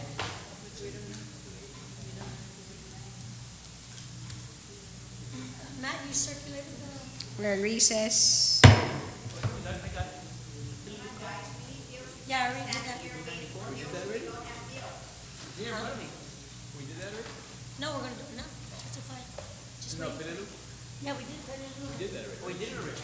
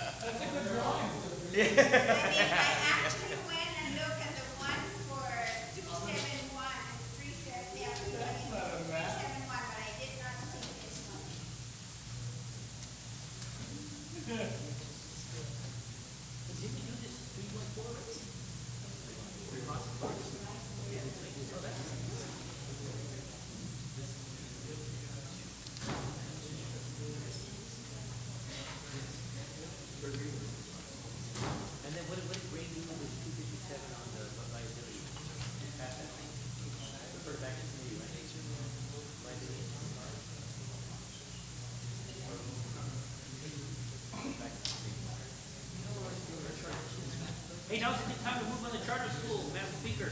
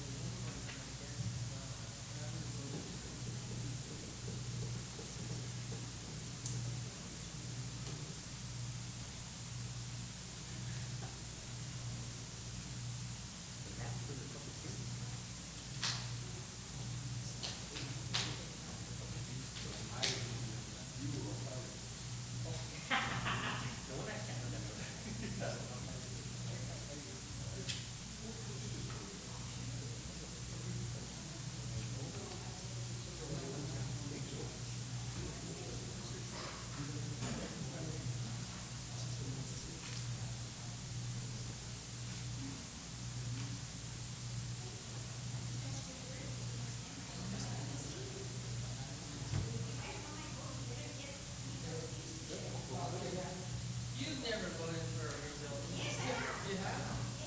I was surprised that she voted for the resolution. No, I have. Very rare. But that's what I want to see. I mean, you can tell me all the mayors have support, but if I don't see anything in writing, then it's hard to say.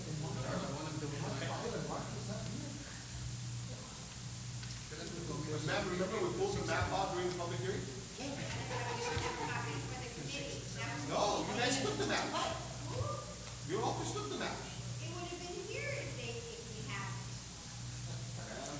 Not gonna say anything. Then we are ourselves all to vote. I know nothing. Then we are ourselves all to vote. Yes, sir. I have your bills. Yes, sir. Let's go on this other bill.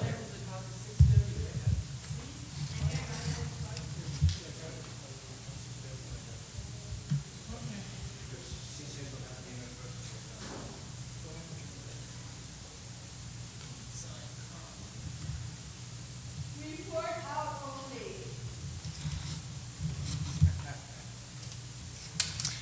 GSA support.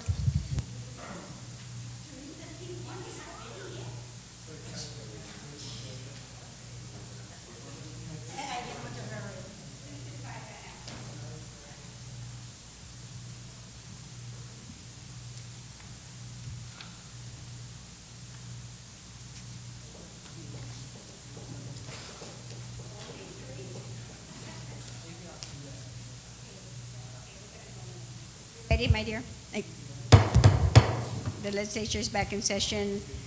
Senator Tina Rose Munya Barnes, you're recognized on bill number 225. Madam Speaker. Madam Speaker, I ask that bill number 225 LS as substituted by the Committee on General Government Operations and Reorganization be accepted. To accept, the motion is to accept bill 225, there being no objections, so ordered. Madam Speaker, I'd like to move bill number 225 LS as substituted by the Committee on General Governmental Operations and Reorganization to third reading, and I'd like to discuss it briefly. You may proceed. Madam Speaker. Madam Speaker, this bill 225 as substituted is an act to amend subsections 5123A of Chapter 5 of Title 5 of the Guam Code annotated. This is relative to requiring the vehicles purchased or leased by the government of Guam be the most fuel efficient model available that will fulfill the intended governmental functions. And it specifically states, as the amendment is to include that the GSA shall purchase or lease all motor vehicles required for all government agencies as a fleet at least once every 3 years, and it specifies the procedure that the Chief Procurement Officer shall maintain a vehicle purchase policy that considers the total cost of ownership that includes but not limited to. And then it speaks to the intended purpose for which the vehicle was purchased, the purchase price of the vehicle, the U.S. EPA's estimated mileage rating in terms of the miles per gallon for the vehicle, the expected useful life of the vehicle, the cost of maintenance and warranties over the expected useful life of the vehicles, and any ratings or reviews from consumer rating companies on the performance, mileage and reliability of the vehicle. Madam Speaker, when this had its public hearing, the administrator for GSA came and supported this measure and said it adds on to the accountability and transparency, make sure that when we go out for the leasing of these governmental vehicles that we get our best